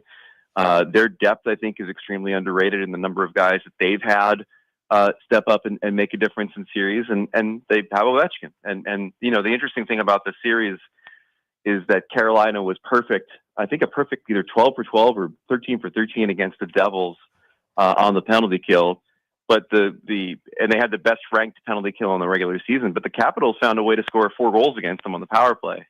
And obviously, we know what Ovechkin's been doing on the power play throughout the season. So that's an advantage that Carolina usually has against a team that I don't think they'll have in the series. So I think Washington is probably the upset that I'm picking definitely, and most curious about in the second round. Yeah, I just think I'm with you. I think Carolina, at the end of the day, they're just a little too soft when it comes to this time of year. I thought, Jersey even pushed them around. They got beat in the series, but with Washington, their physicality, I think that will be the difference in that series. When you look out west, both David and I thought when the playoffs began, the winner of Dallas and Colorado was going to represent the West. Who are we sleeping on with that now? If I were to say I think Dallas is going to represent the West, who am I sleeping on out west? You might be sleeping on Edmonton, which is crazy considering they came within a win of winning the Cup last year, losing in Game 7 to Florida. But they took a few hits to their supporting cast after last season, and in this regular season, they certainly didn't play anywhere near as consistently defensively as they had done in the previous year. And their goaltending is still, a joke. I mean, it's like, what are you going to get from game to game with the goaltending? You don't know. That being said, I think what we learned about them in the first round is that they have a surprising amount of quality depth on this team, both on their blue line, where they're missing, one of their most important defensemen, Matthias Ekholm, and then down the lineup getting contributions beyond McDavid and Draisaitl, who, and by the way, can drag this team pretty darn far on their own. So I was really impressed. I know they're playing the LA Kings and they've beaten them 4 straight seasons. So you can't take too much stock in it, but I went into those series thinking, okay, if Vegas and Edmonton meets in the second round, it's going to be Vegas. But I flipped that pick. I think Edmonton's going to take them out. That might be as far as they go, but I was really surprised by how impressed I was by the Whalers in the first round. What's the ad say? You can't out Pizza the Hut. Who can out Panthers the Panthers? Okay. I mean, the Leafs, what did they do this year? They spent the whole year reshaping the roster. They're going to play grittier. The style's different. The coach is different. They're harder. Well, they ain't Panthers harder, gritty, tough. I mean, in a strange way, Greg, would Toronto be better off trying to skate, if you know what I mean? Because you can't out Panthers the Panthers.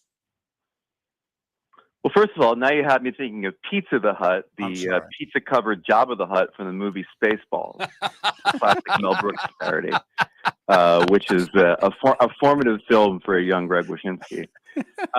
Secondly, you're right, and I think what makes the Panthers so scary, and I'll admit I got every series in the first round correct in my picks, except for that Tampa one, because maybe I overrated the Lightning a little bit, and maybe I thought that the Panthers weren't still the Panthers, but it turns out they're very much still the Panthers. And their unique ability to be able to beat you with their scoring, to beat you with their defense. I mean, they have two guys in Alexander Barkov and Sam Reinhart who play on the same line and are both nominated for best defensive forward in the NHL this season. That's insane. Like, that's how good this team is. And then, of course, as you mentioned, the bludgeoning, the brute force, the team that can punch you in the mouth and then laugh about it. I mean, there's no other team in this league that has the skill set that Florida has. And maybe Dallas at their peak has it, but I don't think they quite have it. So, we talked about the playoff format earlier. It's a bummer for like Austin Matthews and the Leafs that even in seasons where it looks like they're competent and they could go on a run, they've had to play Boston or Tampa Bay or Florida every one of those seasons. And then, the journey ends at the second round at the most. And it kind of feels like it's going to be the same way this playoff, because I did not see a crack in the armor for the Panthers last round. And Toronto just hoping to have the breakthrough season like Calgary did a couple times in the 80s. Like, it's tough. Sometimes you're in a certain division, a certain conference, you got to break through, and it doesn't look as if you can. Greg, safe travels. Thanks once again for your time and for your input, and we enjoy your work from afar. Much appreciated. Anytime. Thanks for having me. Greg Wyshynski. Follow him on X at Wyshynski, WYSHYNSKI. ESPN.com, covering the NHL. He doesn't say no a lot. Greg does a lot of interviews. Yes. Because now that the playoffs are here, I've been listening to a little NHL radio. He's a frequent guest on a few different shows there. I'll say this. I think when you cover a sport that's closer to a niche sport than a mainstream sport, I think you got to say yes a lot. I would agree with that. You cover the NFL like Pat Kirwan, you can say no whenever the hell you want, but he said yes, and he's next.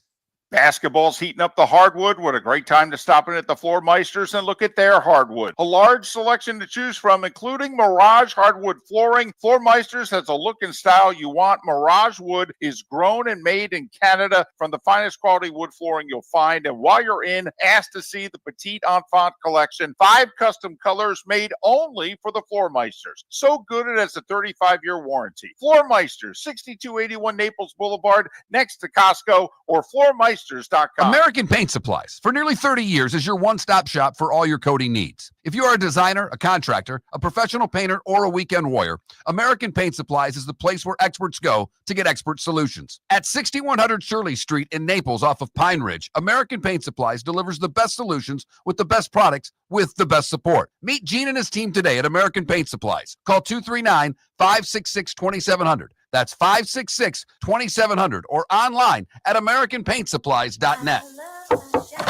Honey, you want to come out? I haven't seen you since Glass Doctor installed our custom shower enclosure. No thanks. Well, you can't keep eating breakfast in the shower, and laminating your magazines is getting expensive.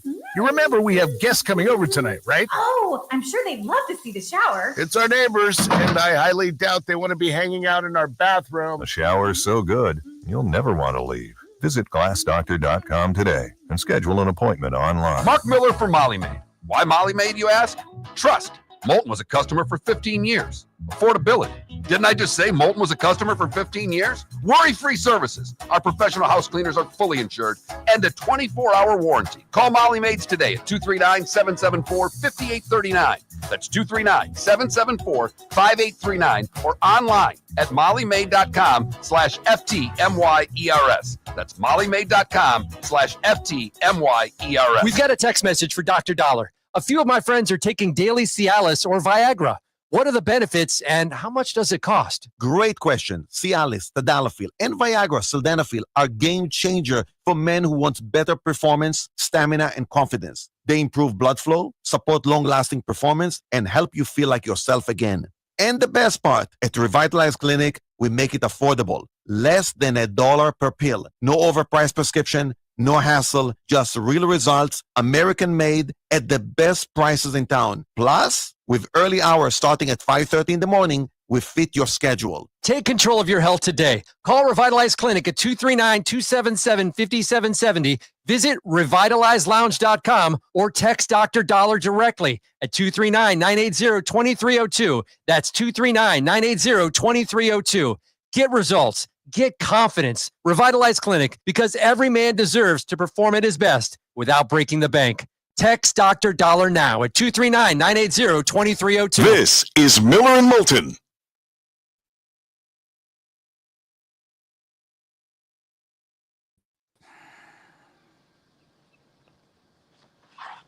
Good morning, fellas. Well, good morning. How was your weekend? Oh, well, because of you guys, it was a 3-day weekend. Well, you had your show. Yeah, but this is the one I work for. That one was just 4 hours of my life. So you work harder for these two segments than you do for those 4 hours? Well, I have to play offense with you, David. So actually, I'm going to play offense with you. Mark, I try to throw one to you every time I can. That's funny. Hey, I don't know if you recognize the number, but when you came on the show like a couple of months ago and Seth Everett was filling in for me. I recognized it. He sent me a note. I just didn't get to it yesterday. Yeah. I will, though. I just want you to know I didn't, that's who's been reaching out to you wanting to do a podcast. Yeah. It says, I have no problem with that. I'll talk to him today. I actually spent my football time yesterday with Peter King. Ah, how's his retirement going? No, he's not retired. He's like on his own projects, which he's kind of like feels free, as he says. He's writing a book of the history of football, and I think he's taken a chapter per team in maybe the greatest era of the team. And yeah, he's having a lot of fun. He was with Parcells all day Saturday. We talked about that. And today he was heading to Mike Shanahan's house for the Denver Broncos stuff. And then from there he was heading to, I think, San Francisco. But he's popping around the country writing a chapter and on the greatest era of each team and all that stuff. So he's having a ball doing it. And he actually called me. For one thing, we landed up talking about 20 things because I tried to convince him that the history of the NFL, the evolution of the NFL, could be tracked by the evolution of the draft and how it started. In the first draft I did with Bruce Smith, and there were 100 people at the most in a balcony throwing spitballs down at us to where it is today. And I said, you think about, I've done almost like 25 drafts. And I did a lot more earlier, and that's why one of the reasons he called me, he said he wanted to talk about Tampa Bay and Bo Jackson, and he knew that I was throwing the card in for that one. And, it was fun just listening to what he's working on. He's as retired as all he has is eliminated people that have, deadlines for him. He's on his own, and he said, I'm floating and enjoying it. So, okay. But that was my morning with Peter. I said to myself, I don't think I could call Seth after this. I need a day off. Pete. Peter and Jim Miller go after each other like there's no tomorrow. Oh, interesting. But they don't like each other. Pat, are you down here long enough to get your boat out for a red snapper run? So thanks for saying it. My grandson's coming down for something with Ryan Vesey this weekend, and it starts Saturday, and I think we'll go out early Saturday. He doesn't have to be there till 5 o'clock on Saturday afternoon. So yeah, we're gonna go out then. So one of the guys, actually, I'll send you the picture. Holy crap! They went out the other day, but they were out 62 miles, Mark. Okay. And I'll send you the picture of the fish they caught. Oh my goodness! Maybe 30 of them, 40.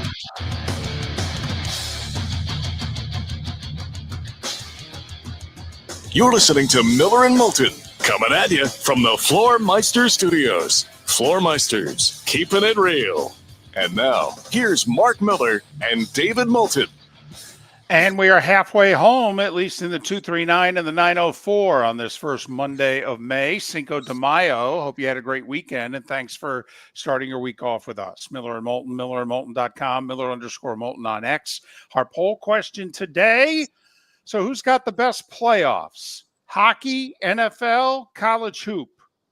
Go to that Mark Miller, the David Moulton, Miller_Moulton, and vote. Pat Kirwan normally joins us Tuesdays and Fridays, and then during the off season, which gets shorter and shorter, he'll join us once a week. But Pat's joining us today because, well, it fits his schedule better, and we didn't have a show Friday, so it's great to catch up with Pat Kirwan, NFL Radio, Moving the Chains, weekdays 3 to 7. Pat and all our guests joining us on the American Paint Supplies Hotline, your one-stop shop for all your coating needs.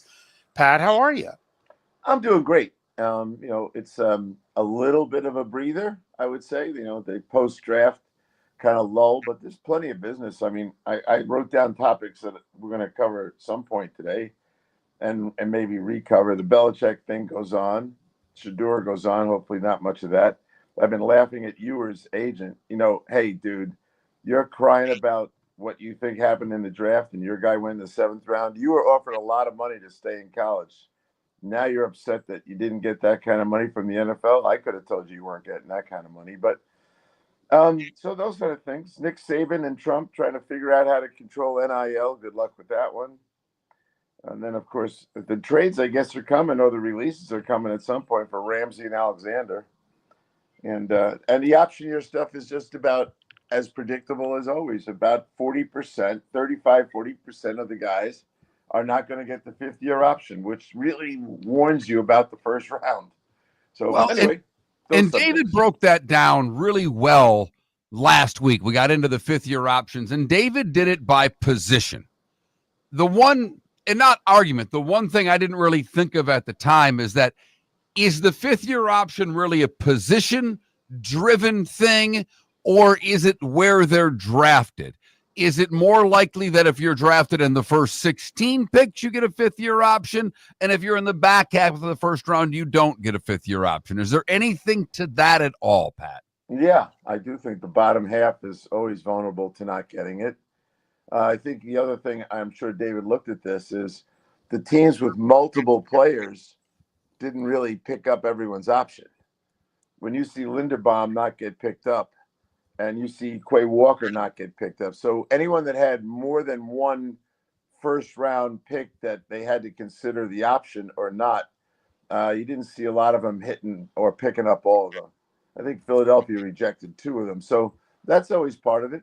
And then, some of these guys get moved around before we get to the option year. And I think they get moved around. We know why, because they're not that good.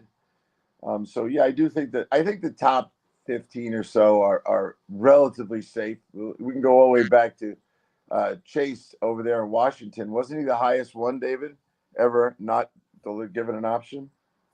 Chase Young, you mean? Yeah. Yeah. Mark, to further your point, because obviously this year teams are making 5th-year option decisions based on the 2022 draft. 13 of the top 14 guys got their 5th-year options picked up. but only 19 of the 32 guys had their fifth-year options picked up. So 13-1, and then 6-12. Okay, is how it went. And Pat, your point, Giants had 2 first-rounders.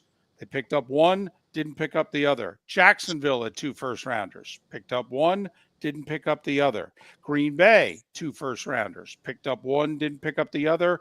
Baltimore, 2 first-rounders, picked up Kyle Hamilton, didn't pick up Tyler Linderbaum. So 4 teams had multiple first-round picks. None of them picked up both guys. Yep. So it is interesting. I think when you're drafting, you got to be thinking now, not over 1 year, but if you take the last 5 years, you might have a pattern that would concern you about once you get into the probability stuff and you know it's a 50-50 deal in the bottom 10 picks, let's just say that. Maybe moving up to get into the bottom is not what you want to do unless you're chasing a specific player. I saw Detroit denied Philadelphia moving up a couple spots. I guess they felt like they weren't going to get Jihad Campbell, and they luckily moved up 1 spot, which is really kind of funny to do it. But they were trying to get the Detroit spot. Detroit came to the conclusion if we move down, we're not going to get a defensive lineman that we want. So they didn't do it. So lots to talk about trades, and then there's not a lot of trades. Now, the one team, and ironically, the one general manager who's no longer the general manager that should be applauded from the 2022 draft is the Jets' Joe Douglas. The Jets ended up with 3 first-round picks in 2022.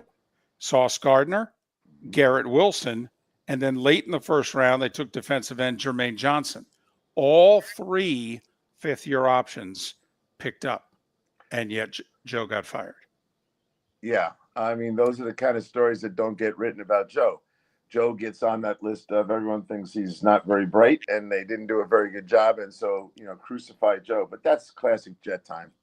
We know how they operate. The story really is what you just said.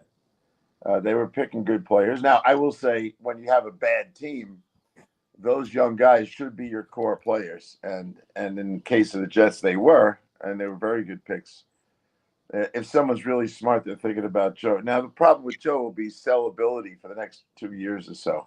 But when his turn comes around again, and he'll start as someone's assistant GM and then work his way up to it, that story will be told of why we're picking Joe to be our next GM, because he did this, this, and this when he's drafting.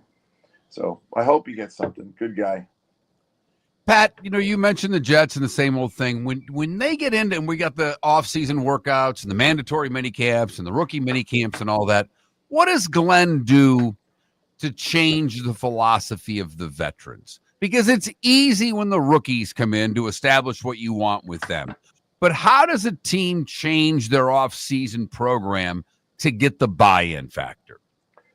Well, I was there when Coach Belichick showed up with Coach Parcells, and at that time they were pretty much in harmony about how to do things, but their attitude was quickly, let's get rid of every guy that we have any doubt at all about, and what's going to be left will be guys that'll be part of this. And they were very aggressive then, and I would say Aaron, who's kind of a lot like Parcells and molded by Bill, I would think you'll see him as this thing goes on and they see how even off-season workouts, rookie camp, all that stuff, if he finds veterans that he doesn't feel great about, he'll get rid of them.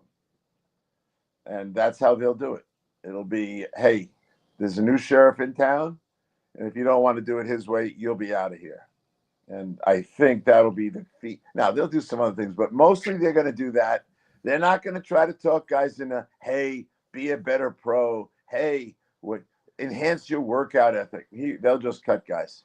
And the better the player, the more they'll enjoy doing it. Because they don't need guys that, like we like to say in football, we've already lost with all of you guys. And I remember Parcells saying, this whole team got the last coach fired. They ain't getting me fired. And I'm sure Aaron thinks like that. He's Pat Kirwan, NFL Radio Moving the Chains, weekdays 3 to 7. Pat joining us, courtesy of Pinchers. Tampa to Key West, all points in between. Pinchers, where you can't fake fresh. Is there a business reason for Aaron Rodgers and or the Steelers to want to put off them getting together till after June 1st? Or because there's a part of me that's kind of like, if I'm the Steelers, hey, are we doing this or not?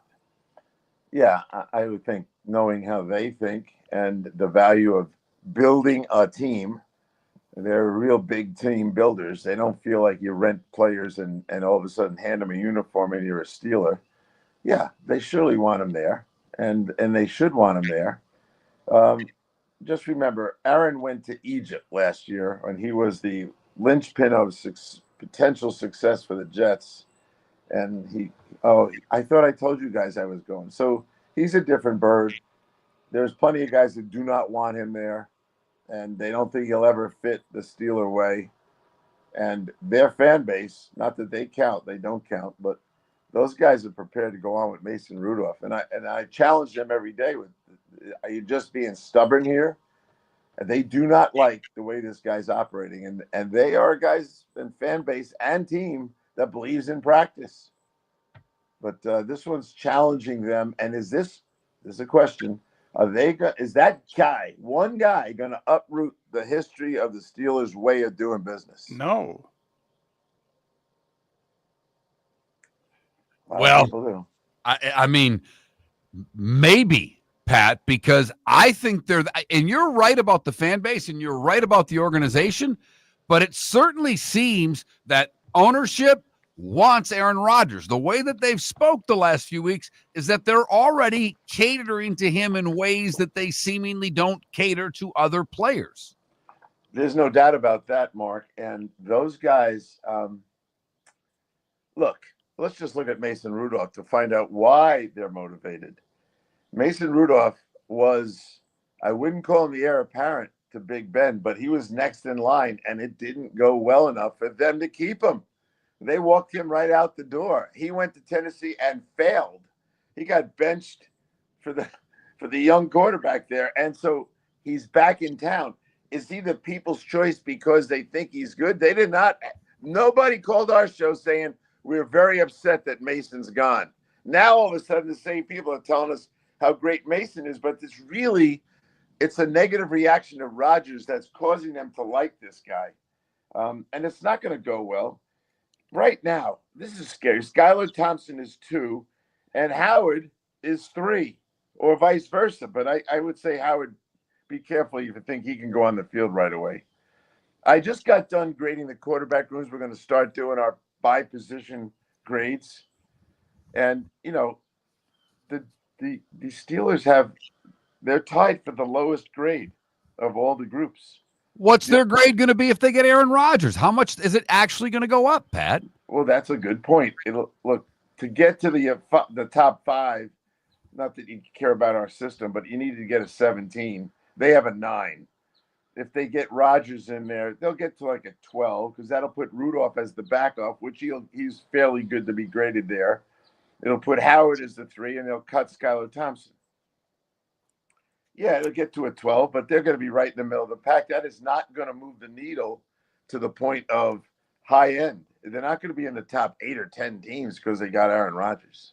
Pat Kirwan, NFL Radio's Moving the Chains. More with Pat after this. For over 50 years, the Nolan family has been dedicated to protecting local families. Nolan Family Insurance is a second-generation independent agency that specializes in home, flood, auto, and boat insurance. They take the time needed to explain your coverage options and answer your questions so you can make an informed decision that's right for you. If you're looking for an agency that treats you like family, call 941-639-1122 or go to nolanagency.com. That's 941-639-1122. or nolanagency.com. American Paint Supplies, for nearly 30 years, is your one-stop shop for all your coating needs. If you are a designer, a contractor, a professional painter, or a weekend warrior, American Paint Supplies is the place where experts go to get expert solutions. At 6100 Shirley Street in Naples off of Pine Ridge, American Paint Supplies delivers the best solutions with the best products with the best support. Meet Gene and his team today at American Paint Supplies. Call 239-566-2700.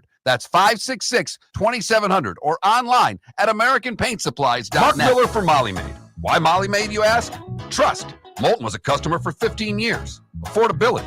Didn't I just say Moulton was a customer for 15 years? Worry-free services. Our professional house cleaners are fully insured and a 24-hour warranty. Call Molly Maids today at 239-774-5839. That's 239-774-5839 or online at mollymaid.com/FTMYERS. That's mollymaid.com/FTMYERS. Basketball's heating up the hardwood. What a great time to stop in at the Floor Meisters and look at their hardwood. A large selection to choose from, including Mirage hardwood flooring. Floor Meisters has a look and style you want. Mirage wood is grown and made in Canada from the finest quality wood flooring you'll find. And while you're in, ask to see the Petite Enfant collection. 5 custom colors made only for the Floor Meisters. So good it has a 35-year warranty. Floor Meisters, 6281 Naples Boulevard, next to Costco, or floormeisters.com. This is Miller and Moulton.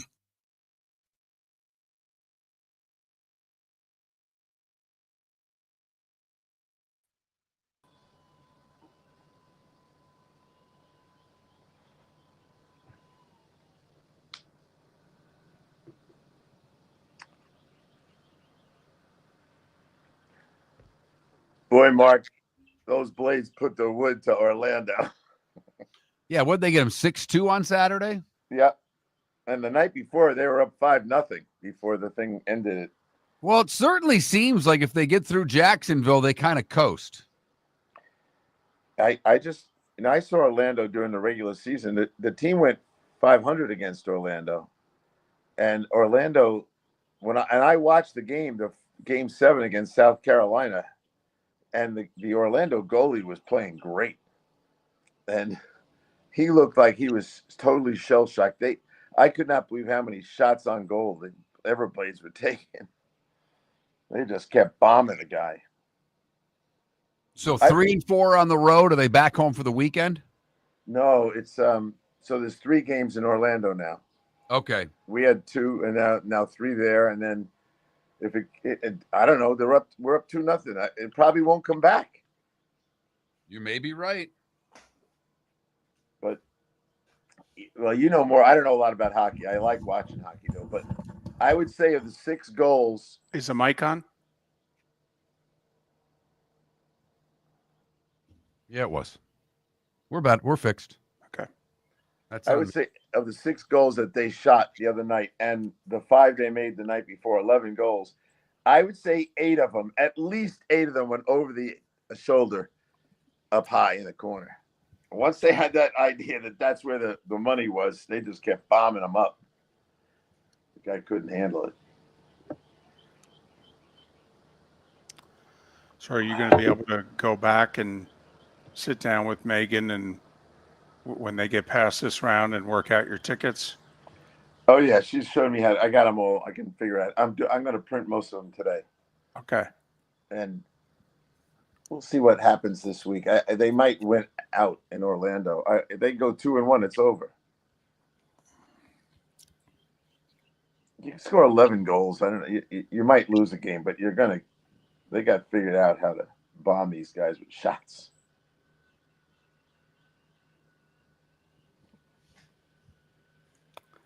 It's amazing how physical these guys are now. And I thought they were physical last year. They are just. It's not just newbie and those guys. Everyone's throwing people around like crazy. The game ended with Johnson, the goalie, getting in a fight with a guy down there. He came out of the goal and took it on. Oh, Lord.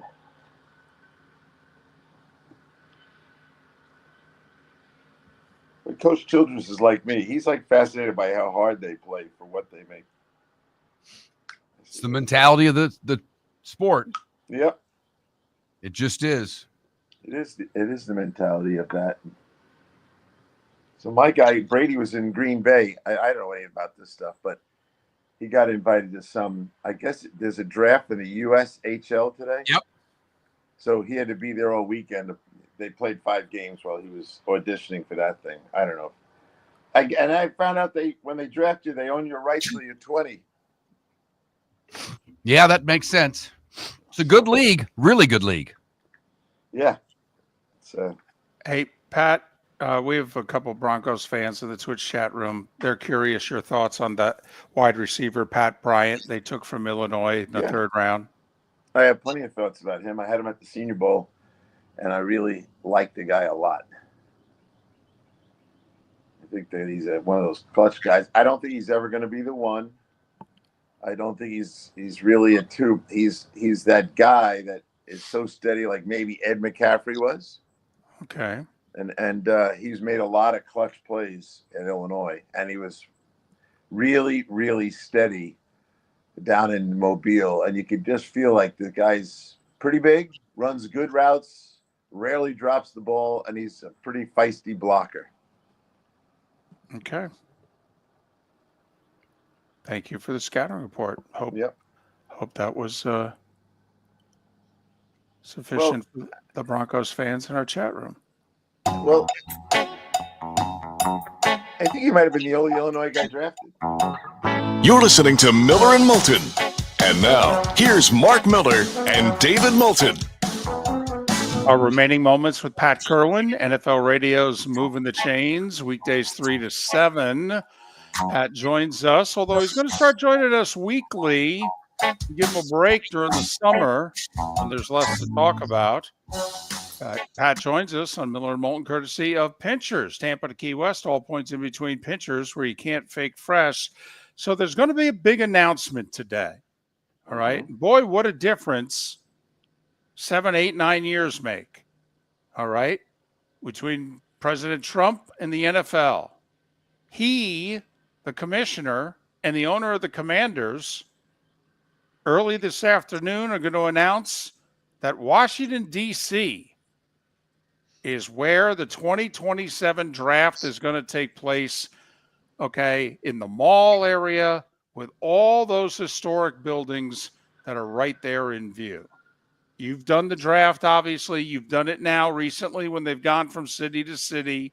Your thoughts on this location? Well, let's just start with the geography of it all. I always love when the draft is a place where at least 5 fan bases can drive there comfortably. So you can add them up pretty quickly. You got Baltimore, obviously the Washington fans, Philly, New York, they can all get there. And that will make, it could go to 1 million people when they have that situation. Now, they'll build a tremendous set, just like they built outside of Lambeau the other day. And I've been I think the Philadelphia one reminds me most of this, because that long set of parks that lead right up to the stairs where the Rocky statue, that's where they had it. So this one will be like that. They had 1 million people. And it was Philly. It was an East Coast city where all these fan bases could get to. So I am excited by that.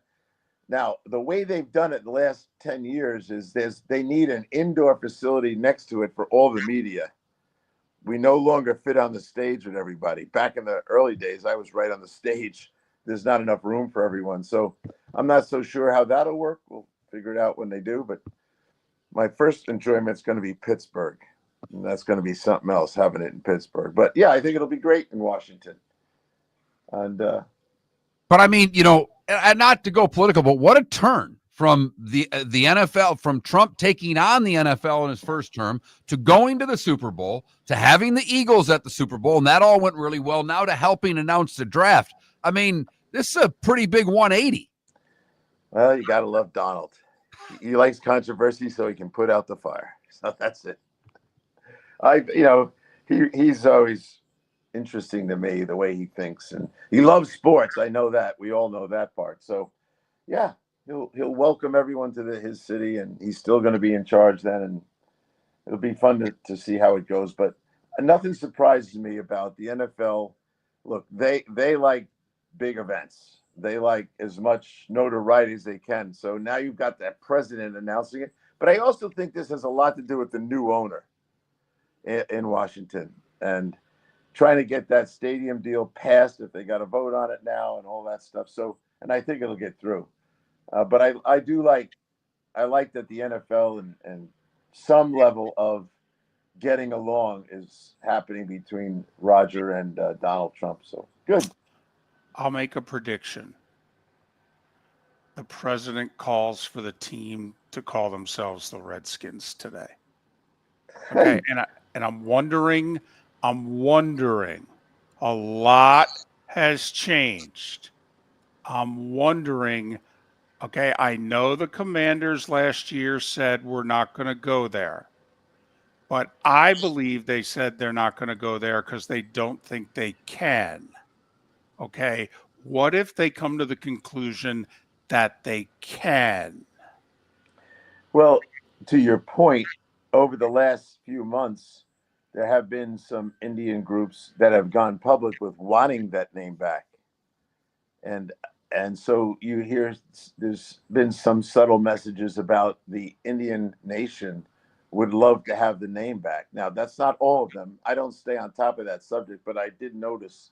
And I remember when they were trying to hold on to the name, and I remember talking and interviewing Bruce Allen about that. And he was spending a lot of time with Indian tribes out in the West and basically interviewing them and surveying them about the use of the name. And most of them were very pleased. And so you got to ask yourself, to your point about the climate has changed, what do you mean by that?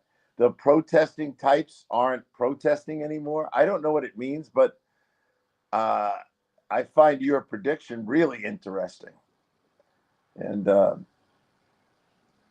I wasn't even thinking about that. But of course, unless someone tipped you off, you're just being as smart as usual. No, that's just a gut feeling. I mean, it's going to be the president of the United States and a microphone and a subject that he has already said. Okay, first off, they're renaming things. Okay, he's tearing down some names that have been changed and wanting to go back to old names. I just think that this is in his wheelhouse, and I think he throws it out there, and he just kind of looks over at the commissioner and looks over at the owner of the Commanders, kind of like, you guys deal with it. Okay, I threw it out there for you. You guys run with it. Well, I do think it has to come from a pretty high source. I don't think the owner, he's smart enough not to come in and say we're changing the name back. He didn't do that, nor should he. I don't think, didn't Danny Quinn wear an old Redskins hat to the first day of practice when he got the job? I think he did.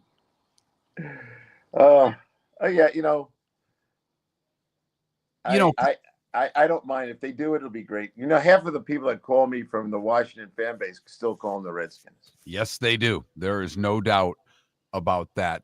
The draft, though, Pat, it is interesting because now they've kind of taken the cold weather cities that are doing things and say, we're not going to give you a Super Bowl, but we're going to give you the draft. And looking at these numbers and the number of people that go and the number of days that are there, I'm sure economically it's not Super Bowl week, but it's got to be damn close of what it's doing for these cities because these people are in and around these cities for 3 and 4 days. I mean, this is a big deal. Like Pittsburgh's going to boom from this thing next year.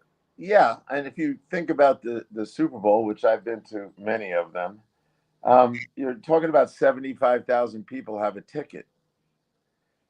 This thing you're talking about 250,000 people times 3 days. So getting to 1 million people in a city like this, I mean, Green Bay got up to 600, which is obviously a lot of repeaters, but that means they're staying over for 2 nights somewhere.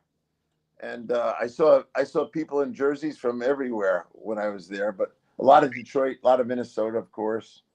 This one will cover a lot more than that, and it's easy to get in and out of Washington, so people will fly in. Now, David and I fly a lot out of Florida to wherever we're going for work on Sundays. My flight to Chicago and then transfer to the Green Bay flight was packed with people going to the draft from right here at RSW, and all in their jerseys and ready to go. And I was fascinated because it was no direct flights, and I figured, how many people are going to do this? I get on the plane 6 a.m. and it's packed with people in their jerseys. Pat, we got about 30 seconds. I'm just curious, are there entire parts of the organization now that are on vacation? I mean, if you're a scout, if you had anything to do with the draft, okay, aren't you off? Well, this is the time of year they get fired. Personnel people, scouts, their contracts expire June 1st. So we're in the middle of May soon. And any place that hired a new GM is probably assessed those scouts and those, the college scouting director and the pro guy and stuff. So you're seeing some already. So there, and the other thing that happens usually is some places they run home. Where I worked, what happened was right after the draft, the scouts hung around to watch the draft picks in the rookie minicamp and to see what they look like against others. Plus, many of those guys recommended the college free agents. And the other part of it was they would be sitting at their desk all day when there was no practice, working on their summer schedule. Where are they going to practice? What colleges? All that stuff was going on. He's Pat Kirwan. Listen to him, NFL Radio, weekdays 3 to 7, Moving the Chains. Pat joining us courtesy of Pinchers.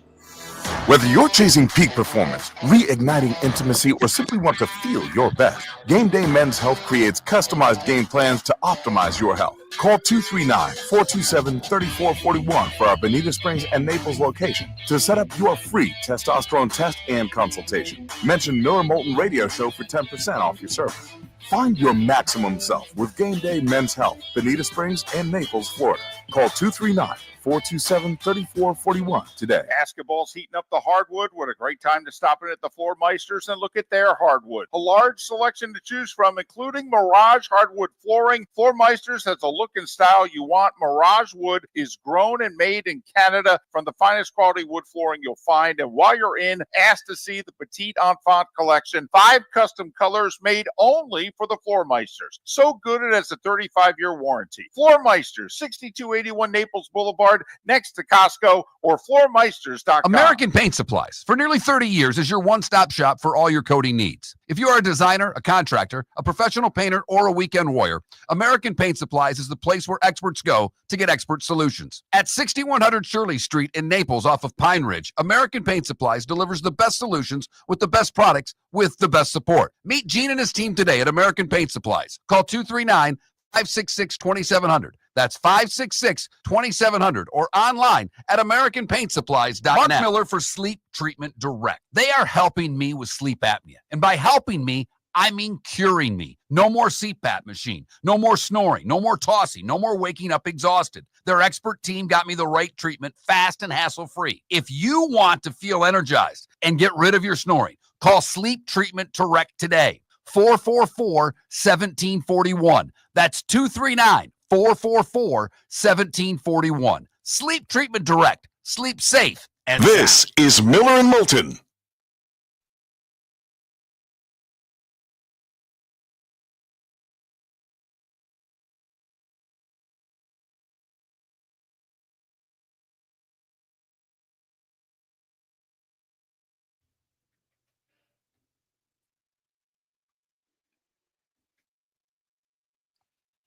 Hope I didn't derail the show there, but I have a feeling he's going to go Redskins today.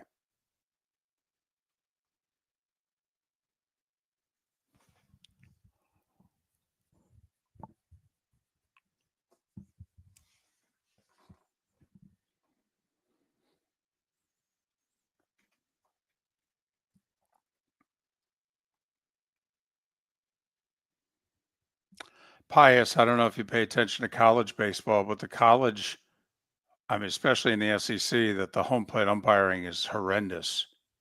The plate is unbelievably wide and low and tall, and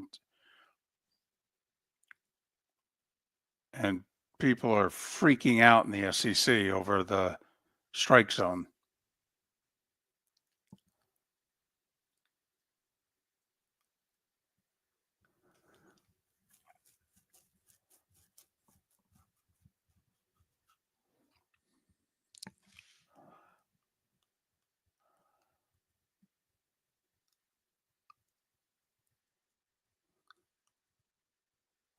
Well, maybe the major league umps, but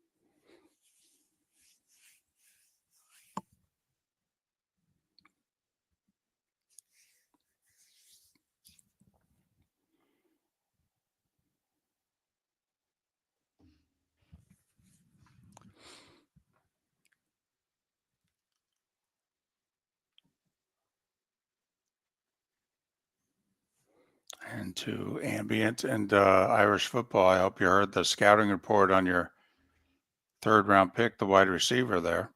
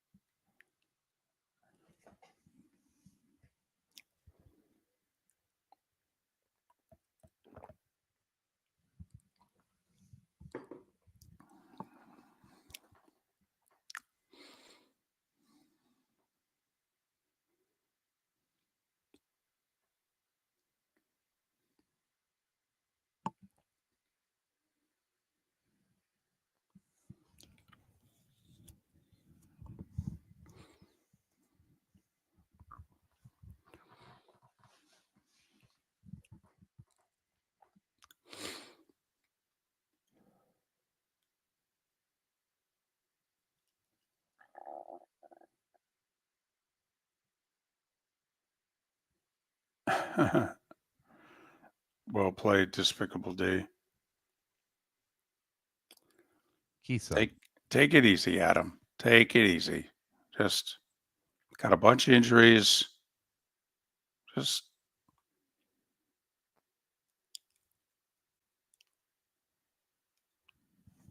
they were 500 on like August 1st a few years ago and won the World Series. Just take it easy.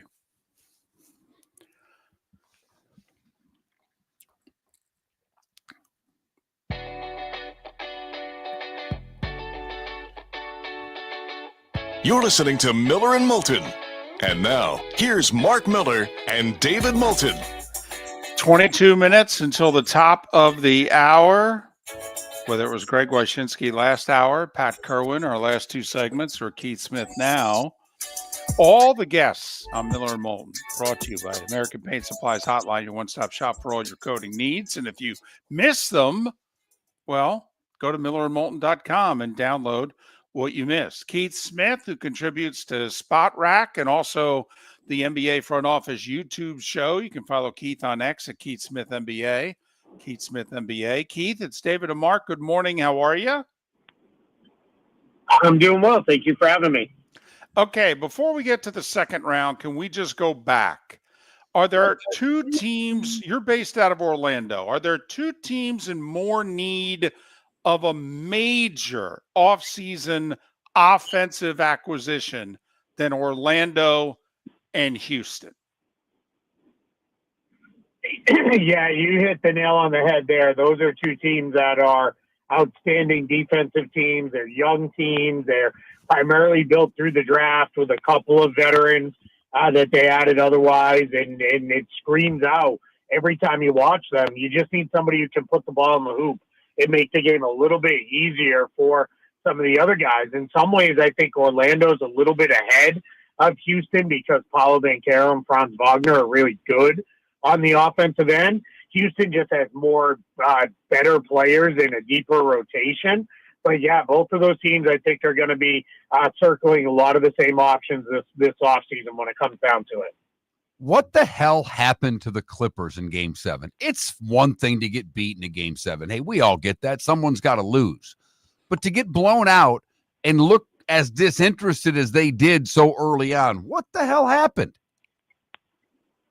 Yeah, I really don't know. I mean, that was a game that was, when we got to the half, it was like, all right, it was one half. But when they came out of the locker room, I don't know if they all spent halftime making travel plans and where they were headed or what, but they clearly just no-showed that second half. And then Ty Lue got a little something when he threw in his deep bench guys, but that was, one of those, the Nuggets had already put it in cruise control situation. So this has been, unfortunately, a story with James Harden teams and James Harden himself. When they get into a Game 7, he's not very good, and then his teams don't perform very well. So this is a disturbing trend, to say the least, if you're the Clippers. Was the Warriors as we know them on the line last night? Steph's 37? But Jimmy Butler's 36, Draymond's 35. I mean, if they lost that game last night, I mean, are the Warriors as we know them, are they that close to the end? Yeah, we're really close. This is no longer that Warriors group that just shows up and they're almost get a 10-point advantage just by being there. They have to play well and they have to execute, and they need other guys to step forward. Stephen Curry can't do it by himself anymore. Jimmy Butler is really good and he can help, but they need somebody else. Last night it was Buddy Hield. I had the big game, but it is not the same level of team. I think you would have seen them run it back, largely with a lot of the same cast of characters next season, just because they kind of set that up when they traded for Jimmy Butler. But yeah, I mean, the Warriors are definitely in a spot where they are, we're milking the last little bit out of this as best we can. Yesterday, Indiana goes into Cleveland and gets game 1. They seem to be in control throughout. Cleveland made their runs, got it tight, but Indiana was able to hold that off and get the win. First off, how surprised were you by the Pacers going into Cleveland and winning? And when you look ahead to the series, what adjustments do the Cavs have to make? Yeah, I think there was a little bit of surprise there, right? It's the fact that the Pacers went in and played quite so well was definitely a surprise, I think. But I think they were in a position where the Cavs without Darius Garland is tough. I think the Pacers have been a little underrated, hand up, myself included. So I think it's, we're in a position where we need to start thinking about the Pacers a little bit differently. Now, we'll see what it looks like in game 2, but they give the Cavs some kind of unique problems as well with some of the things they're able to do on the offensive side also. Well, and Indiana has done something that this group of Cavs have not, that the Knicks have not. They've made a conference final. They did it last year. And we just lost Keith there, so I'll let you go about your business while I try to get him back on the line. Okay. Indiana, if you missed it, by the way, won in Cleveland 121-112 last night, and they hit 19 threes to the Cavs only hitting 9. Tough to lose by 30 points beyond the arc and win the game. So the Pacers up 1-0 in that series. We do have 2 NBA playoff games tonight. Celtics home for the Knicks.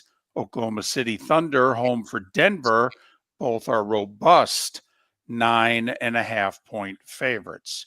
We're talking with Keith Smith, Spot Rack, the NBA's front office show on YouTube. Follow Keith on X at Keith Smith NBA, Keith Smith NBA. Keith, you've spent a lot of time around the Celtics in the last handful of years.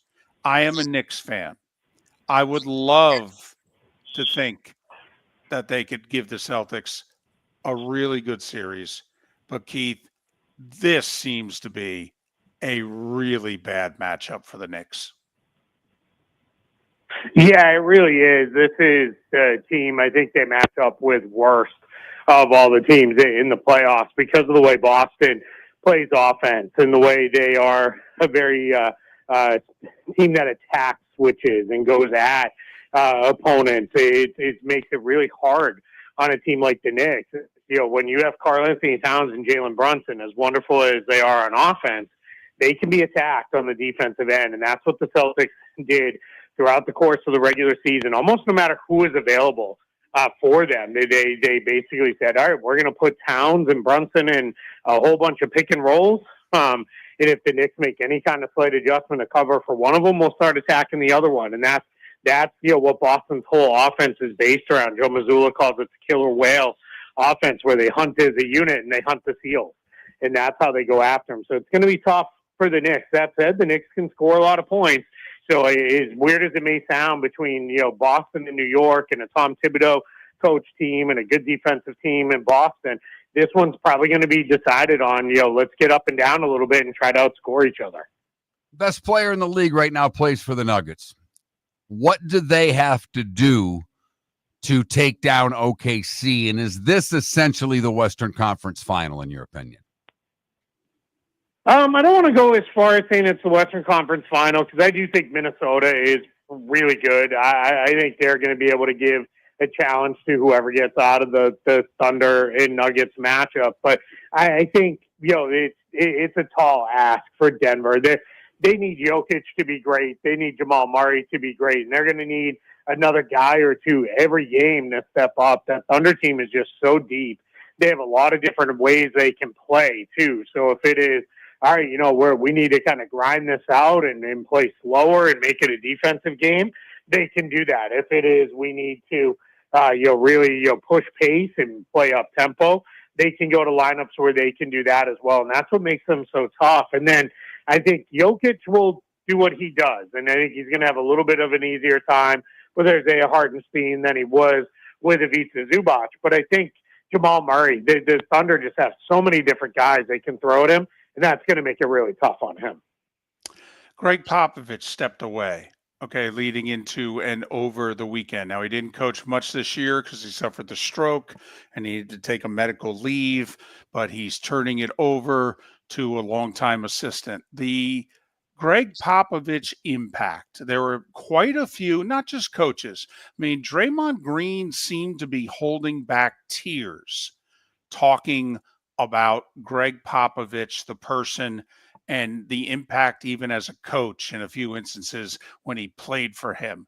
I mean, I got the sense, Keith, that Draymond is more emotional about Pop than he will be about Steve Kerr, if you know what I mean. I mean, just try to relate to us the Popovich impact. Yeah, I think it goes for all these guys, especially the guys who had a chance that weren't with the Spurs but had a chance to be around him with USA Basketball. I think they got this sense of, like, this is bigger than basketball with Greg Popovich. He is, a leader of men, and, he has a background in the Air Force, and that, I think has been one of the things that has stood out for him a lot. He's, actively engaged in a lot of things off court to try to, better the world for, a lot of different people. And I think in the NBA, the thing that stuck out with me is the number of former players who said some version of Pop never told you what you wanted to hear, but he always told you what you had to hear. And he tried to make you better as a player and better as a person.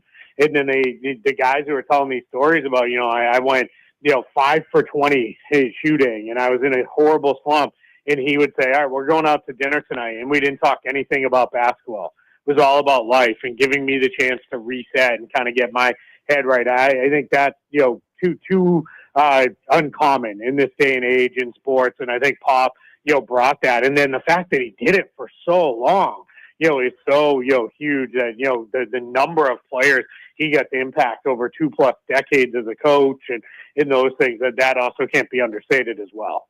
We haven't had you on since the Lakers were bounced, and J.J. Redick in the presser the next day said we've got to get in better shape, essentially. We all know who he was talking about. Luka got to the finals being fat. I get it, and out of shape. Are we ever going to see Luka, and I'm not talking chiseled, but at a point where we can look at him and go, he worked hard this offseason? Yeah, we'll see. I think, there's a lot in the NBA. What ends up happening is if a guy kind of is, coming off a string of disappointing finishes, you'll often see them come back and, you get the guys in his best shape of his life, and we'll kind of see it. We got that with James Harden a few years back where it's like, oh, wow, James Harden looks like a completely different guy. And then, but the reality is when they come on, they have almost the exact same kind of season because, it's the talent that got them there. It's not, that. I think I don't disagree with J.J. Redick. I also don't know that if, Luka Doncic is in better shape that they win that series. I think that roster was flawed.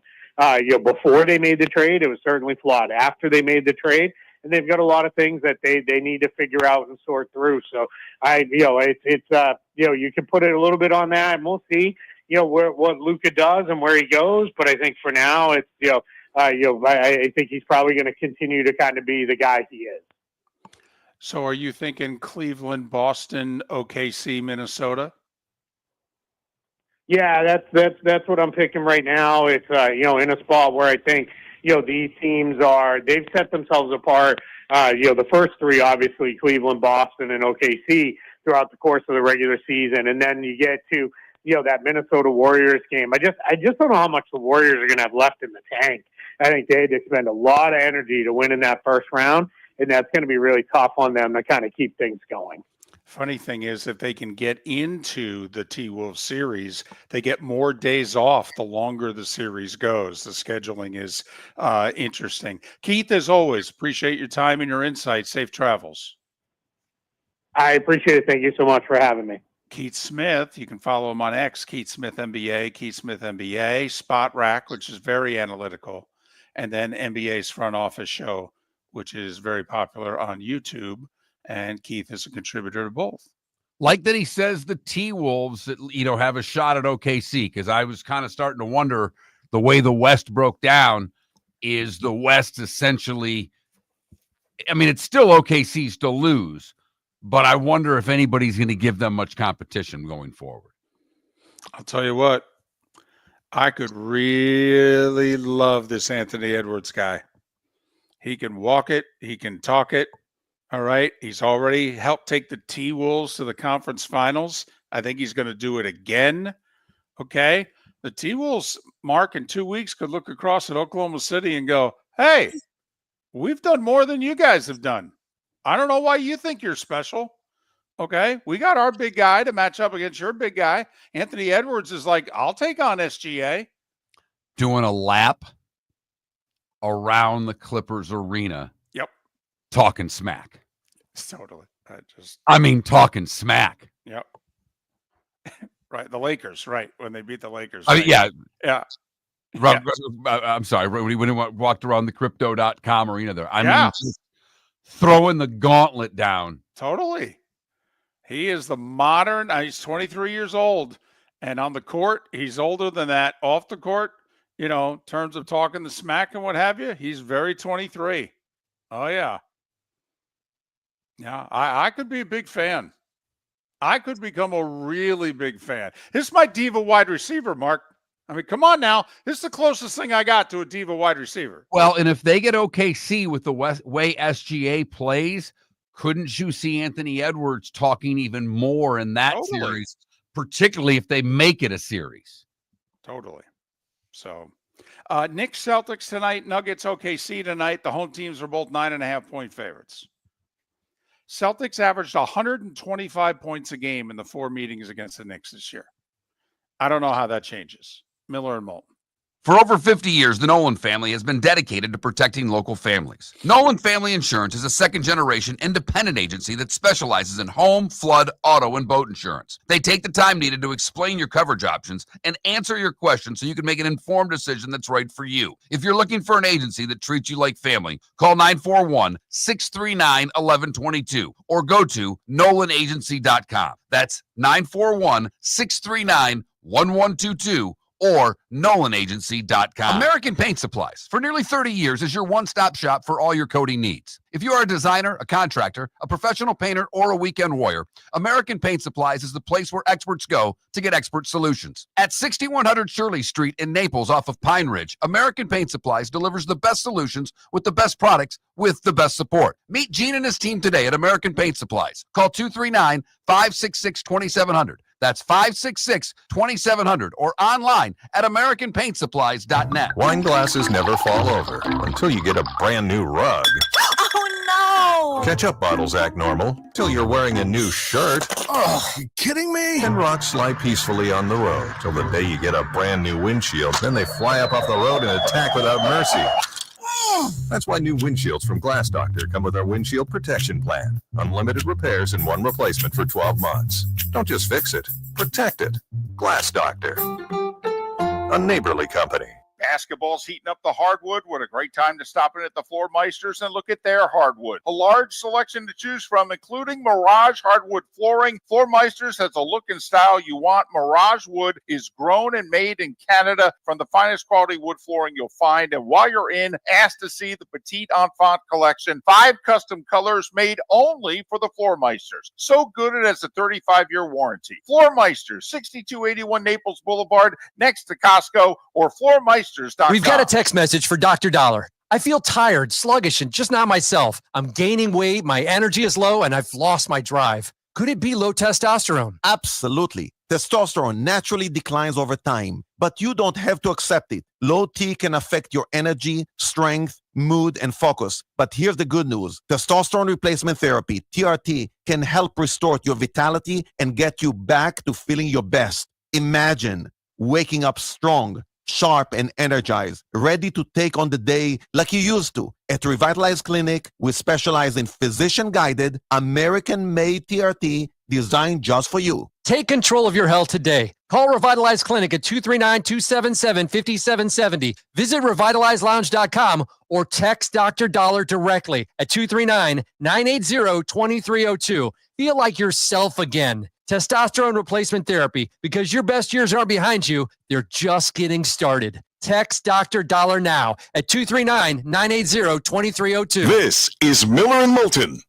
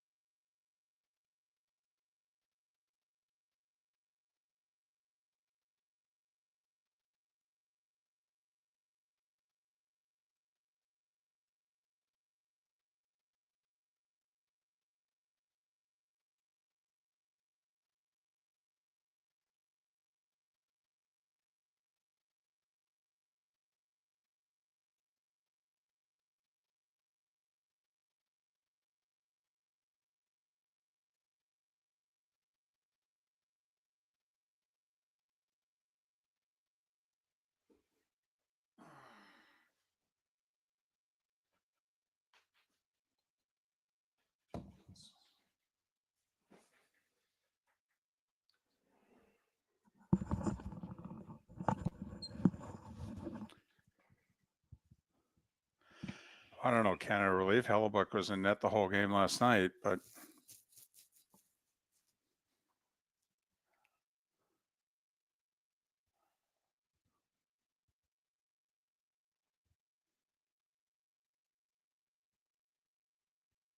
well, Johnny Mack, if you can beat the Panthers, you can win the Cup.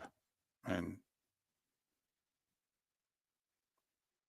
if I'm a Leafs fan, I'm thinking this is the final.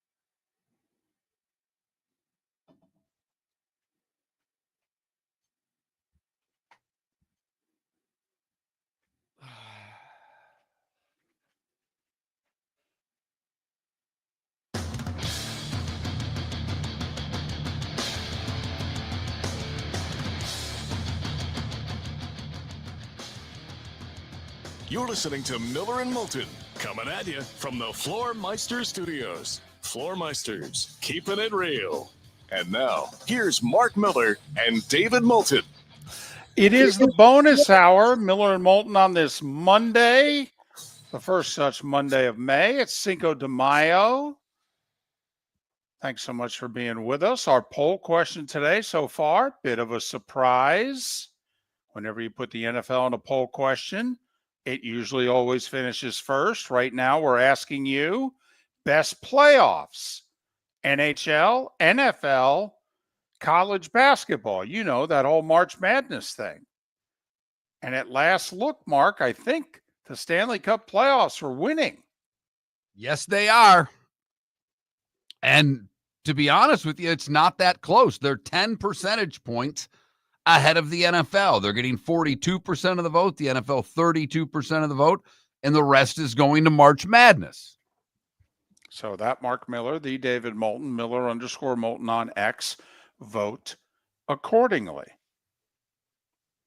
Had a good show so far. Greg Wyshynski talking hockey, Pat Kirwan talking football, Keith Smith last hour talking a little hoop.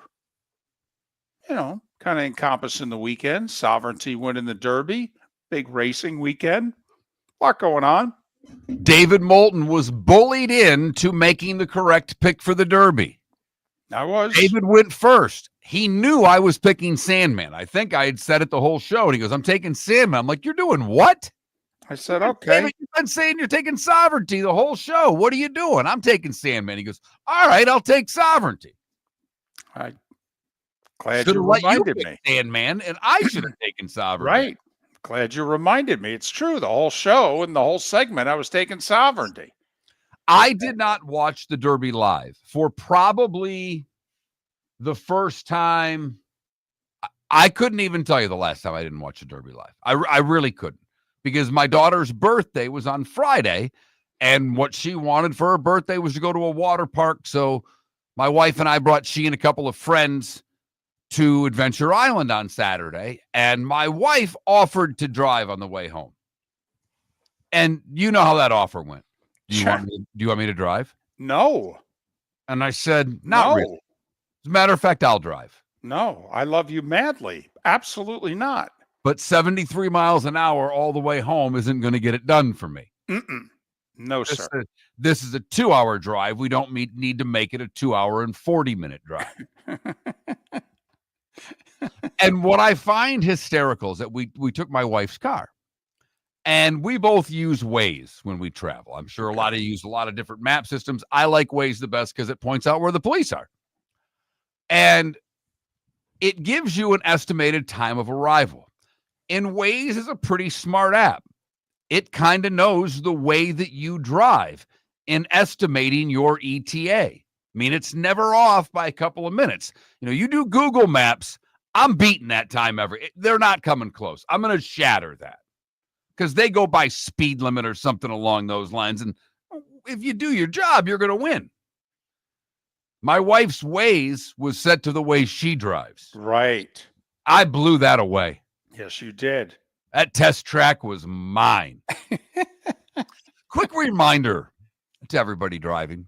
The left lane on the interstate is for passing. The rectangular thing when you're driving above your eye level slightly, the rectangular thing in the middle of the windshield, it's called a rear view mirror. Every once in a while, when you're in the left lane, you may want to check that rectangular mirror to see if there is a car approaching you at a more rapid rate of speed of which you're driving. At that point, you should get out of the left lane into one of the traveling lanes. That's all. Or in Florida, you just stay in the left lane and you say to that person flying behind you, pass me on the right. Drives me nuts. That's how it works here. Just pass me on the right. Pick whichever lane you want and pass me on the right. We had Pat Kirwan on last hour, and he brought up, you asked him off the top basically, so what's on your mind now that we're into May. And one of the topics that he brought up, which is interesting because Pat doesn't normally go here, he doesn't normally go college football. And he brought up that Thursday night, the University of Alabama had their graduation. And it's one thing to have Nick Saban as one of your graduation speakers. That's a pretty good get for the University of Alabama. It was actually Nick Saban introducing the President of the United States. And apparently, either before the commencement or after, Nick Saban, Tommy Tuberville, a sitting Alabama senator, and the president talked about college football and NIL. And I guess Tuberville and Saban made their pitch to the president as to, hey, you need to get involved here. And this is what we need to do. Okay, we'll see if something comes from it. I mean, I think there'll be something. I'll be surprised if it's completely ignored. Okay, but Mark, based on past comments that Tuberville and Saban have made, and they come at this very much, Tuberville more than Saban, but very much from the coach's point of view. Do you think that if the president follows their lead, that what the White House is going to propose, that I guess for Congress to take up, is going to be something that's going to fix college football? No, but it will be interesting to see if President Trump, based on what Tuberville and Saban asked, goes to Congress, because the other thing that I've been reading is that Trump may issue an executive order about NIL. That is the one that interests me most, because he likes those. Yes, he does. He signs a few of those. Uh-huh. It would bypass Congress, but I don't know on what grounds the executive order would be able to have. I mean, the athletes have fought this to the Supreme Court and won.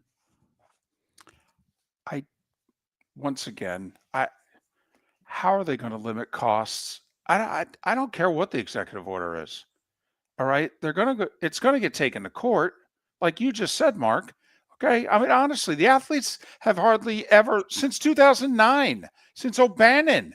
Okay, I mean, there's not a lot of L's in court right now. And to think they won unanimously at the Supreme Court level. Now, I don't know how much everybody listening follows politics, and we're not going to do politics in the show because we don't. But you have to kind of have been in a cave for the last 15 or so years to not realize how divided the court is. They don't vote unanimously on damn near anything. Anything. And they voted unanimously that the players should get paid. And they don't seem to think there should be a limit. They seem to think that the system should work. You know, the capitalistic system. That it should work. Now, how do you then limit salaries? You make them employees and you negotiate with them and you put some sort of salary cap into effect. That's usually how you do it. Otherwise, you have baseball. But from what I understand that Saban tried to get across to the president, and I think all of us want this, is that NIL on the surface is fine. Name, image, and likeness. Let them get paid for their name, image, and likeness. But we all know that that's not what is happening right now. No. It is pay for play. The schools with the most money get the best players. Period. Now, you could be a cynic and argue that's the way it's always been, by the way. It was just done under the table. And I'm not going to disagree with you. There are a few that now above board can compete better than they used to be able to compete before. But no, I got no problem if you want to argue that basically the same people that were paying players under the table before are now just able to, we know what the salaries are. Okay. But I'm curious, like the part that I think could actually take hold would be anything having to do with contracts, having to do with years of eligibility, things like that. That I actually think that if the White House were to put forth something that we all think makes sense, that I think could take hold. I just don't know how they're going to limit the amount of money that the kids can make. Here's the thing, though, David, and this doesn't matter whatever side's in office. The fan of college football, of which there are a lot of, yes, none of them like the current situation. Most anything that the White House would do to curtail NIL would be met, I think, with applause from the college football fan. That's why I think he may do something. Who's going to, where's the negativity going to come from trying to squash some of NIL? From the players, I get it. But the boosters, the fans, those that support the sport, I don't see a lot of dissension coming from them on either side of the aisle. What I'm about to say may sound incredibly stupid, but it won't be the first time. Are we sure that it would take hold? I mean, are we sure? I mean, wouldn't it take, don't we have executive orders now that people are going to court and getting injunctions to stop? I mean, that's the other thing. I mean, this is going to get challenged. If there's any limit on compensation at all, it's going to be immediately challenged. Could you get through the loophole they found for pay for play and actually make NIL be, you've got to work for that money. You've got to earn your name, image, and likeness. You can't just sign with Ohio State and be a lineman and be guaranteed $400,000. So that's one of the things that came about late last week. Nick Saban, Tommy Tuberville urging the president to take action on college sports. American Paint Supplies, for nearly 30 years, is your one-stop shop for all your coating needs. If you are a designer, a contractor, a professional painter, or a weekend warrior, American Paint Supplies is the place where experts go to get expert solutions. At 6100 Shirley Street in Naples off of Pine Ridge, American Paint Supplies delivers the best solutions with the best products with the best support. Meet Gene and his team today at American Paint Supplies. Call 239-566-2700. That's 566-2700 or online at AmericanPaintSupplies.net. For over 50 years, the Nolan family has been dedicated to protecting local families. Nolan Family Insurance is a second-generation independent agency that specializes in home, flood, auto, and boat insurance. They take the time needed to explain your coverage options and answer your questions so you can make an informed decision that's right for you. If you're looking for an agency that treats you like family, call 941-639-1122 or go to NolanAgency.com. That's 941-639-1122 or NolanAgency.com. Mark Miller for Molly Maid. Why Molly Maid, you ask? Trust. Moulton was a customer for 15 years. Affordability. Didn't I just say Moulton was a customer for 15 years? Worry-free services. Our professional house cleaners are fully insured and a 24-hour warranty. Call Molly Maids today at 239-774-5839. That's 239-774-5839 or online at mollymaid.com/FTMYERS. That's mollymaid.com/FTMYERS. Basketball's heating up the hardwood. What a great time to stop in at the Floor Meisters and look at their hardwood. A large selection to choose from, including Mirage hardwood flooring. Floor Meisters has a look and style you want. Mirage wood is grown and made in Canada from the finest quality wood flooring you'll find. And while you're in, ask to see the Petite Enfant collection. 5 custom colors made only for the Floor Meisters. So good it has a 35-year warranty. Floor Meisters, 6281 Naples Boulevard, next to Costco, or floormeisters.com. This is Miller and Moulton.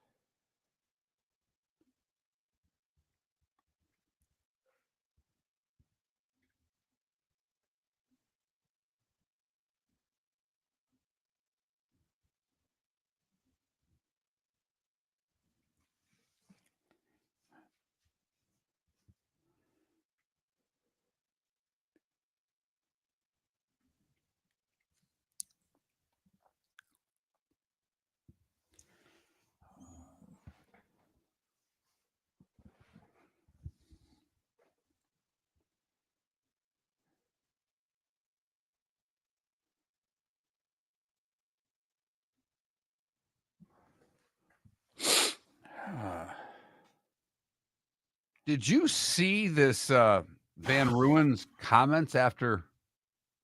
Yeah. I like this guy. Love him.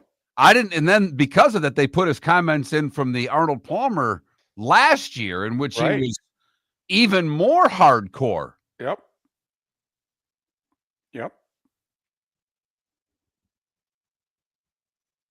I gotta say though, the PGA Tour ratings are up, and attendance at these PGA tournaments is exceptional. Record attendance in South Carolina, record attendance at the Byron Nelson. You know, there are only 2 golfers in it, but they're both local, Scheffler and Spieth. That's all they cared about. And they finished 1st and 4th. Huge crowds. CBS's ratings have been excellent.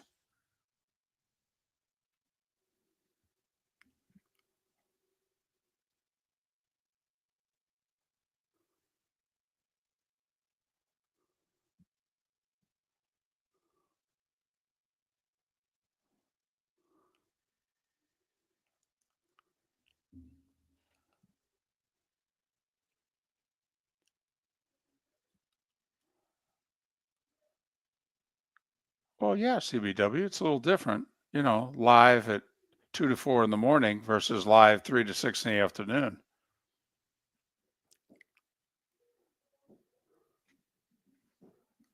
But yeah, there's no doubt they're not being promoted either. I mean, I'm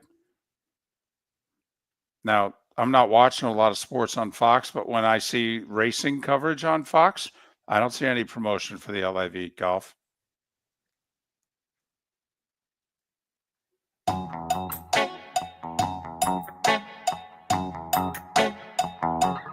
You're listening to Miller and Moulton.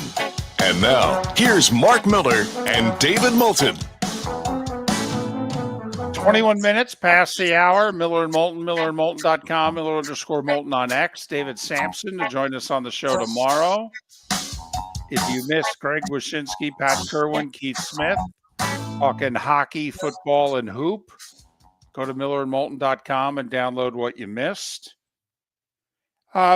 It's usually around this time of the show in which we'll get a breaking or developing story. Something emerges usually before 10 a.m. And have you seen the college football story from Dan Wetzel and Pete Thamel of ESPN? I did not. So Michigan is expected to suspend coach Sharon Moore 2 games as a self-imposed punishment in the advanced scouting case. Now, I will say Michigan's second game is Oklahoma. I mean, it's not like they're hiding the suspensions against Central Michigan or San Jose State. I mean, Sharon Moore's not going to be on the sidelines for when they go to Oklahoma. That'll get a little attention. Yes, it will. It'll get a lot of attention. And also, it is interesting. I mean, how many schools are suspending their coaches as frequently as Michigan seems to be suspending their coaches? Nobody, David. Who's got it better than us? Nobody. I mean, Harbaugh and Moore in football. Before that, it was Juwan Howard in hoop. I mean, man, Michigan does a lot of suspending of their coaches. I mean, it doesn't affect their popularity, and in most cases doesn't affect their winning, but just an interesting tidbit. Speaking of which, it looks as if Michigan's president's going to become Florida's president. I guess the University of Michigan president is the only candidate that was pushed forward by the committee that is recommending hiring the next president of the University of Florida. There's no way for this to come off other than how it's going to come off. But you're seriously going to leave being the president at the University of, and Florida's a great school. Don't get me wrong. It's a great school. Florida is either the second or third best school in the SEC. It is not the University of Michigan. It's not even in the same league. I'm baffled by that one. I mean, academically, Florida's a great school. Don't get me wrong, it is. It's terrific. It's not Michigan. Michigan is one of the top medical schools in the country, has one of the top MBA programs in the country, has one of the top law programs in the country. I mean, it's a... And you know my love of the University of Michigan. Right. A proud Spartan that you are. Mark, maybe this comes down to college football recruiting. Okay, maybe we're talking weather and taxes. Maybe. But from a recruiting standpoint, Michigan's doing a hell of a lot better than Florida. But I just... That's a strange one to me. So that's got to be a blow to the ego, though, right? I mean, you have a president of the University of Michigan, and at first you're like, wait a minute, they're looking to leave? This job's not good enough? Where are they looking to go? Oh, Harvard? Okay. Yeah, going to an Ivy League school? Yeah. I get it.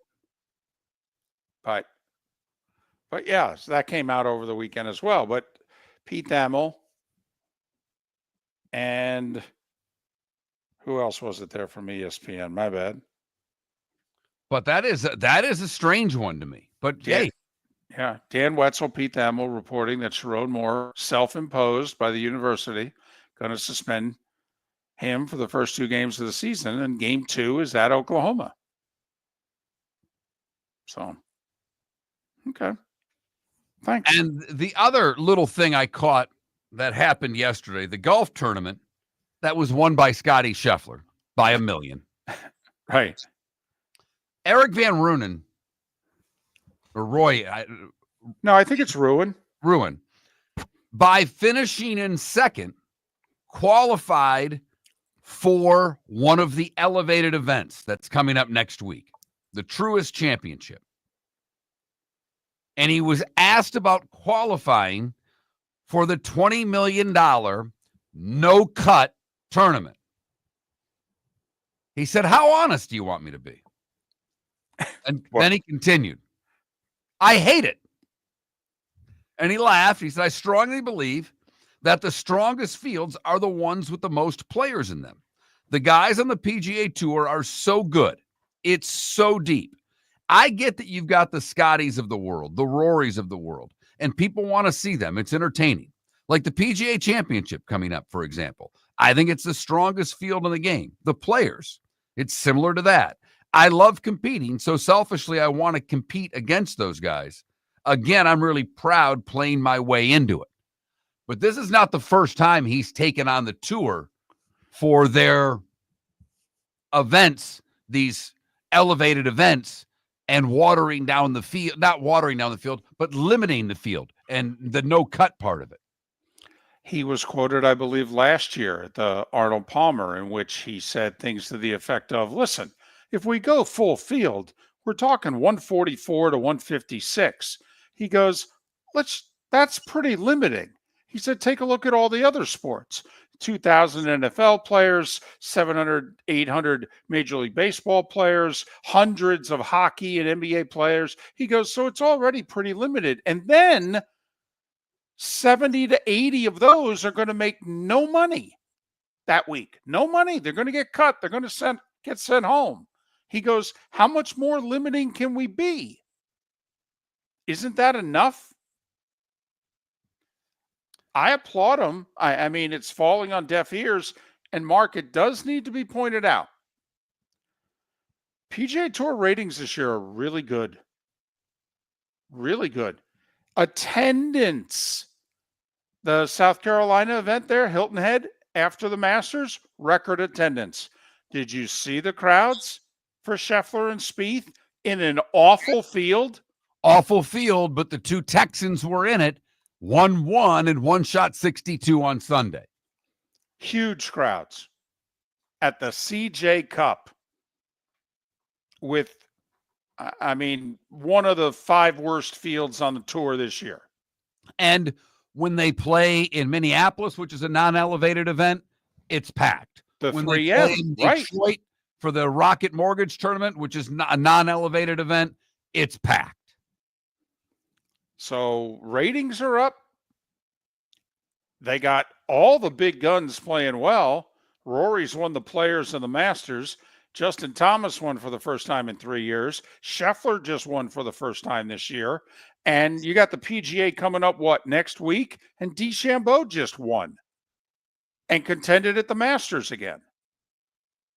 I mean, do they really need a deal with the PIF?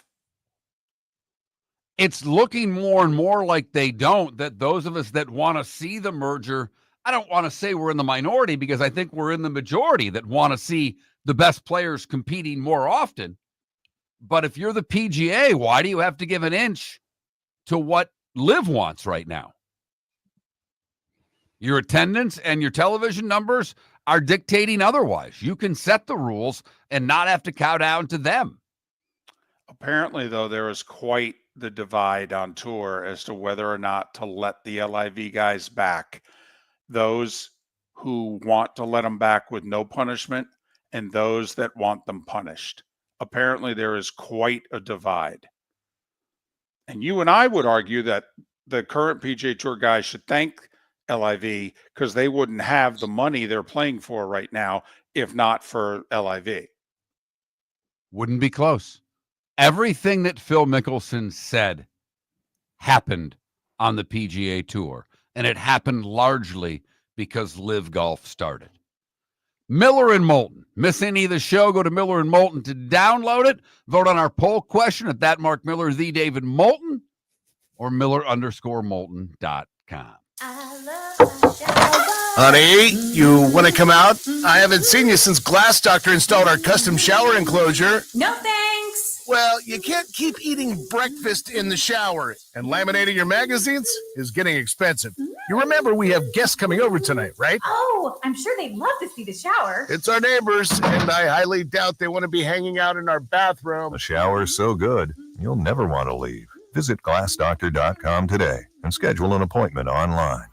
Whether you're chasing peak performance, reigniting intimacy, or simply want to feel your best, Game Day Men's Health creates customized game plans to optimize your health. Call 239-427-3441 for our Bonita Springs and Naples location to set up your free testosterone test and consultation. Mention Miller Moulton Radio Show for 10% off your service. Find your maximum self with Game Day Men's Health, Bonita Springs and Naples, Florida. Call 239-427-3441 today. Basketball's heating up the hardwood. What a great time to stop in at the Floor Meisters and look at their hardwood. A large selection to choose from, including Mirage hardwood flooring. Floor Meisters has a look and style you want. Mirage wood is grown and made in Canada from the finest quality wood flooring you'll find. And while you're in, ask to see the Petite Enfant collection. 5 custom colors made only for the Floor Meisters. So good it has a 35-year warranty. Floor Meisters, 6281 Naples Boulevard, next to Costco, or floormeisters.com. Mark Miller for Sleep Treatment Direct. They are helping me with sleep apnea. And by helping me, I mean curing me. No more CPAP machine. No more snoring. No more tossing. No more waking up exhausted. Their expert team got me the right treatment, fast and hassle-free. If you want to feel energized and get rid of your snoring, call Sleep Treatment Direct today. 444-1741. That's 239-444-1741. Sleep Treatment Direct. Sleep safe and sound. This is Miller and Moulton.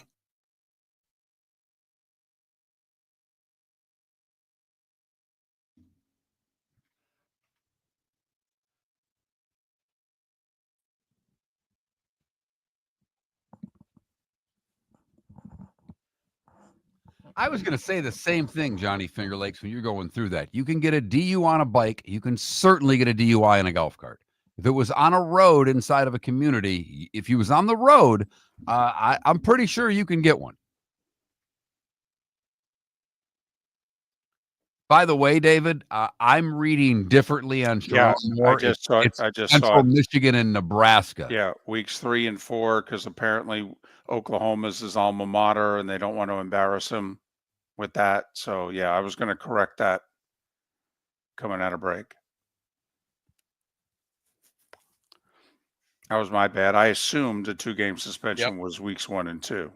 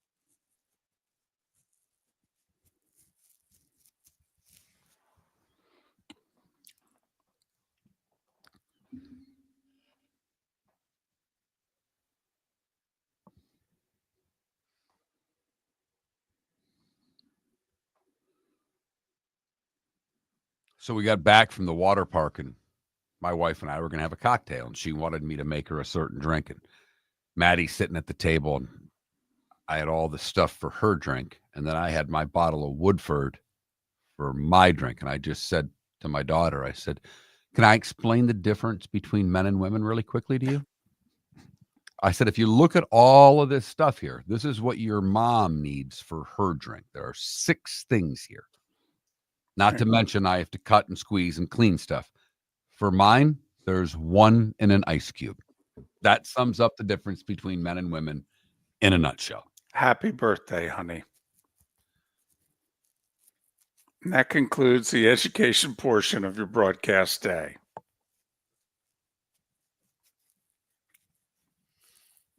That funny. That funny. I think it's the same way here with electric bikes, Johnny Finger Lakes, because I was talking to someone who owns one of those companies, and they say some of the other part of their business now is those who lost their licenses because of DUIs. They're having a big problem in Jacksonville. I guess there's a way to get the electric bike, and I don't know, adjust it so that it goes a lot faster. And so there's been a rash of e-bike accidents in which they think that the driver was going a lot faster than what supposedly the motor is supposed to provide. Well, I tell you, there was a woman probably my age. I was pulling out of somewhere, and she was on the sidewalks just flying. One thing if you're in the bike lane moving, when you're on the sidewalk, I'm expecting you, wait for it, to be walking.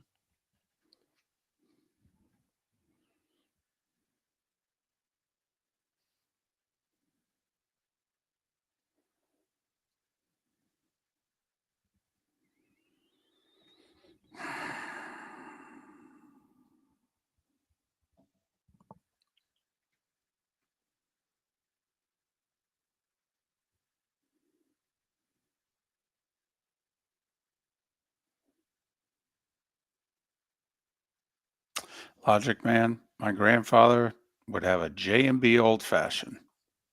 That was his drink. He would say, give me a J&B Old Fashioned, don't muddle the fruit.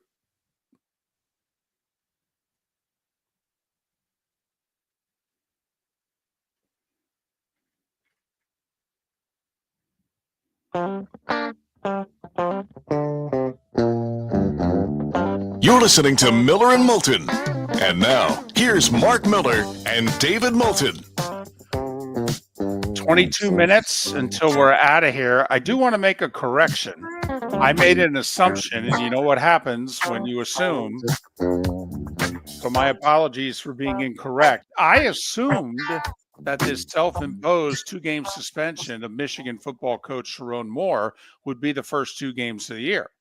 Week 2, they're at Oklahoma. Mark, it turns out that's not the case.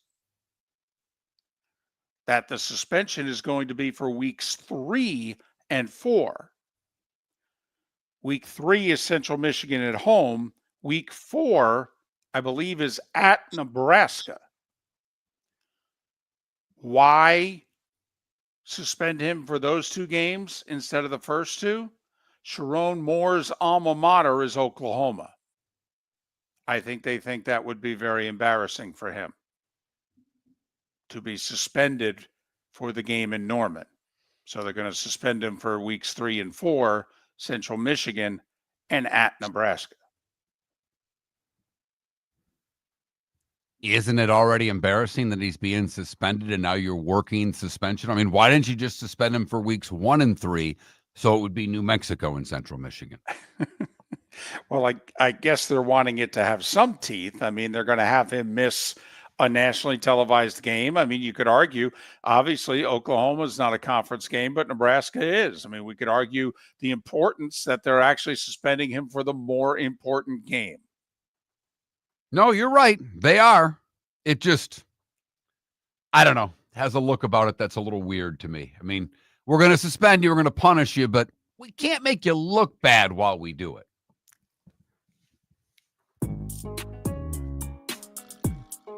It's that time again, nearing the end, but not quite there yet.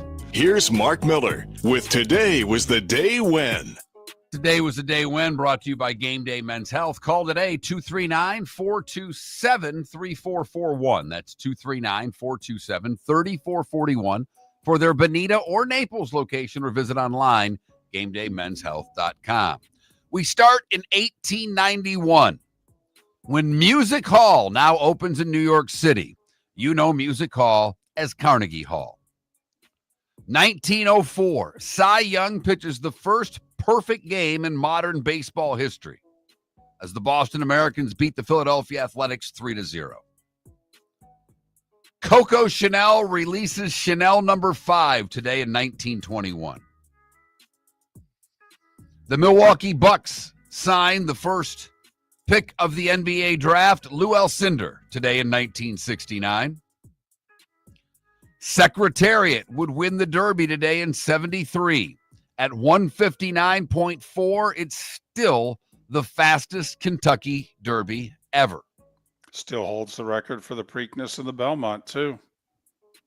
1978, couple of things. Pete Rose becomes the 14th to get 3,000 hits, but also area residents lined up outside a renovated gas station in Burlington, Vermont for the grand opening of Ben & Jerry's Homemade.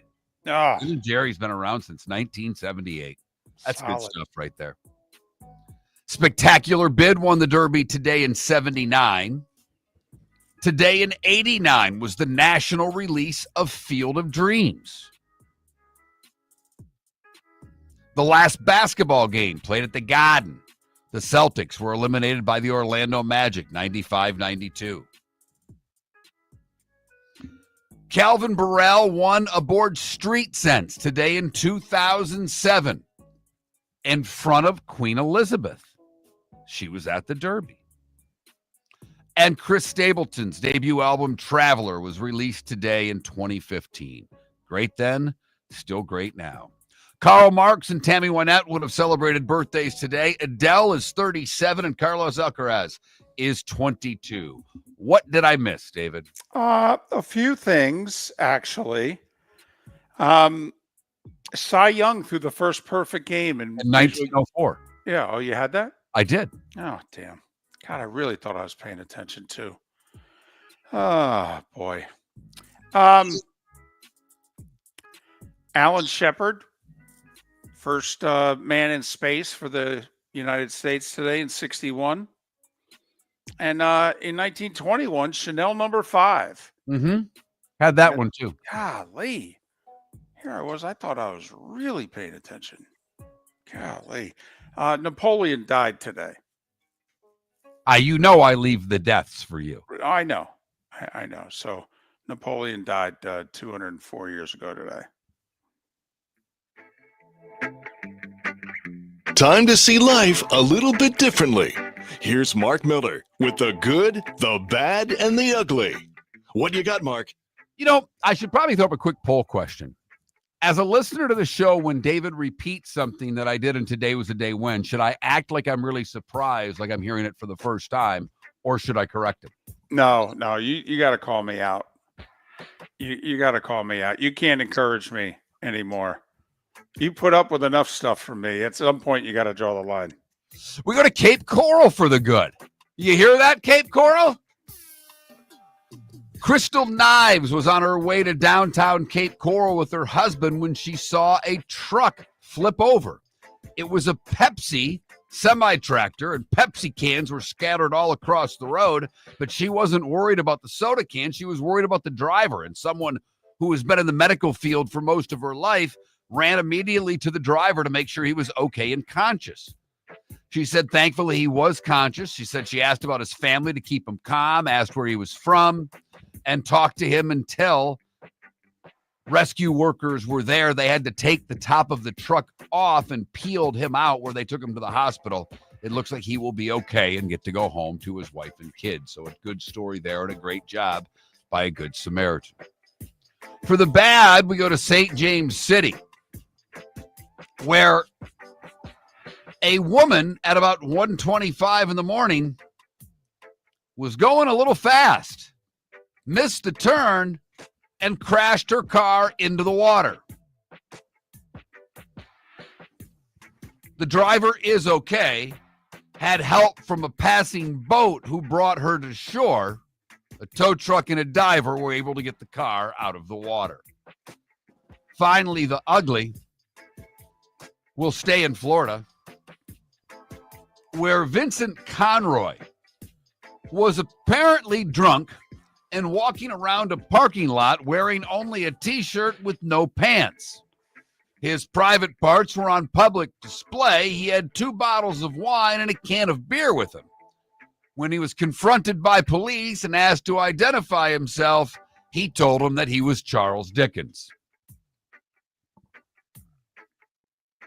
He was arrested and then freed the next day on his own recognizance by a county judge. That is the good, the bad, and the ugly on today, Monday, May the 5th, Cinco de Mayo, here on Miller and Moulton. So that didn't work as an excuse? No. Charles Dickens. No? Yeah. I will say, I'd like to apologize because there was one story that I really wanted to get to about, today was the day when. And instead, because I screwed up, and brought up a couple of things that you had already mentioned, and I got flustered, and I didn't mention the one story that I wanted to. Today is the anniversary of the only U.S. civilians who were killed in the United States during World War II. The Japanese sent some balloons in the air that had bombs in them. One of them got lodged in the woods in Oregon, Gerhardt Mountain. Mrs. Elsie Mitchell and 5 neighborhood children saw the balloon in the woods, went and got it, brought it to the house, and when they were starting to investigate, well, there was a bomb inside and it exploded, and all 6 of them got killed. Wow, I didn't. And now you know the rest of the story. Look at you, Paul Harvey. The first and only known American civilians to be killed in the continental U.S. during the war. So today in 1945. Wow, I had no idea about that. I'd never heard that before. So I just wanted to get that in. That tragic but interesting factoid, 80 years ago today. So we got sports tonight. It's what we do. So we got the 2 NBA playoff games on TNT, 7 and 9:30. Mark, would you take either visiting team getting 9.5, and it might be double figures by tip-off? Knicks at Boston, Denver at OKC. If I were to take the points, I'd take them with Denver, not the Knicks. Boston fully healthy, by the way. Nobody's on the injured list. Drew Holiday's going to play. They're fully healthy. Celtics went 4-0 against the Knicks this year. Only one of the 4 games was competitive. They had an overtime game at Madison Square Garden last time they played. those that are rooting for the Knicks are trying to hold out hope that was the only game of the 4 that Mitchell Robinson played in, because that was the game that the Knicks did far and away a better job defensively against Boston. And so those that want the Knicks to be competitive are like, hey, Boston's going to have to face the team they faced a month ago who nearly beat them. In fact, had a 3-point lead late, and Tatum hit a 30-footer to send it to overtime. TNT, 7 and 9:30, which will mean like 7:15 and 10 o'clock. But good luck. Do you, by the way, think either the Knicks or Denver will force Boston or OKC to play a game 6? I think Denver's going to force a game 6. I think it'll be 5 in the Boston series. Okay. I can go with that. But I think Cleveland will end up getting this done in 6. And I think the T-Wolves will win, but I have no idea in how many. Hockey tonight. 1 game. Second round underway in Toronto. The Panthers and the Maple Leafs. 8 o'clock ESPN. I don't think it's Sean McDonough. I think McDonough and Ferraro are getting the Caps Canes, I think, or wow.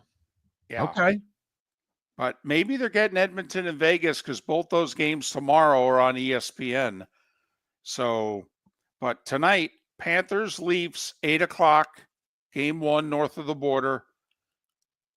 Do you think the Leafs win the series? No, Florida in 6. I was just going to say, do you think the Leafs can force a game 7? No. I'll go Florida in 6 in this. Do you think it will be 1-1, 2-2 on the way to Florida in 6? No, it'll be 3-1, 3-2 series over. Okay. I like Florida in 6 as well. And one interesting baseball series that if you live in the 239, this is your chance. The Dodgers are in Miami for 3. Wednesday's game, for what it's worth, is a 4:40 start. Tonight and tomorrow are 6:40 starts. Alcantara on the mound for the Marlins tonight. But a pretty good series that we all know how the Marlins draw. You want to go see Ohtani, this is your opportunity. And a few people found the ballpark yesterday. They did like 18,000 for the A's. Apparently, it was a bobblehead night, someone had said. Okay, that's fine. Whatever. I mean, it was also Miami Grand Prix weekend.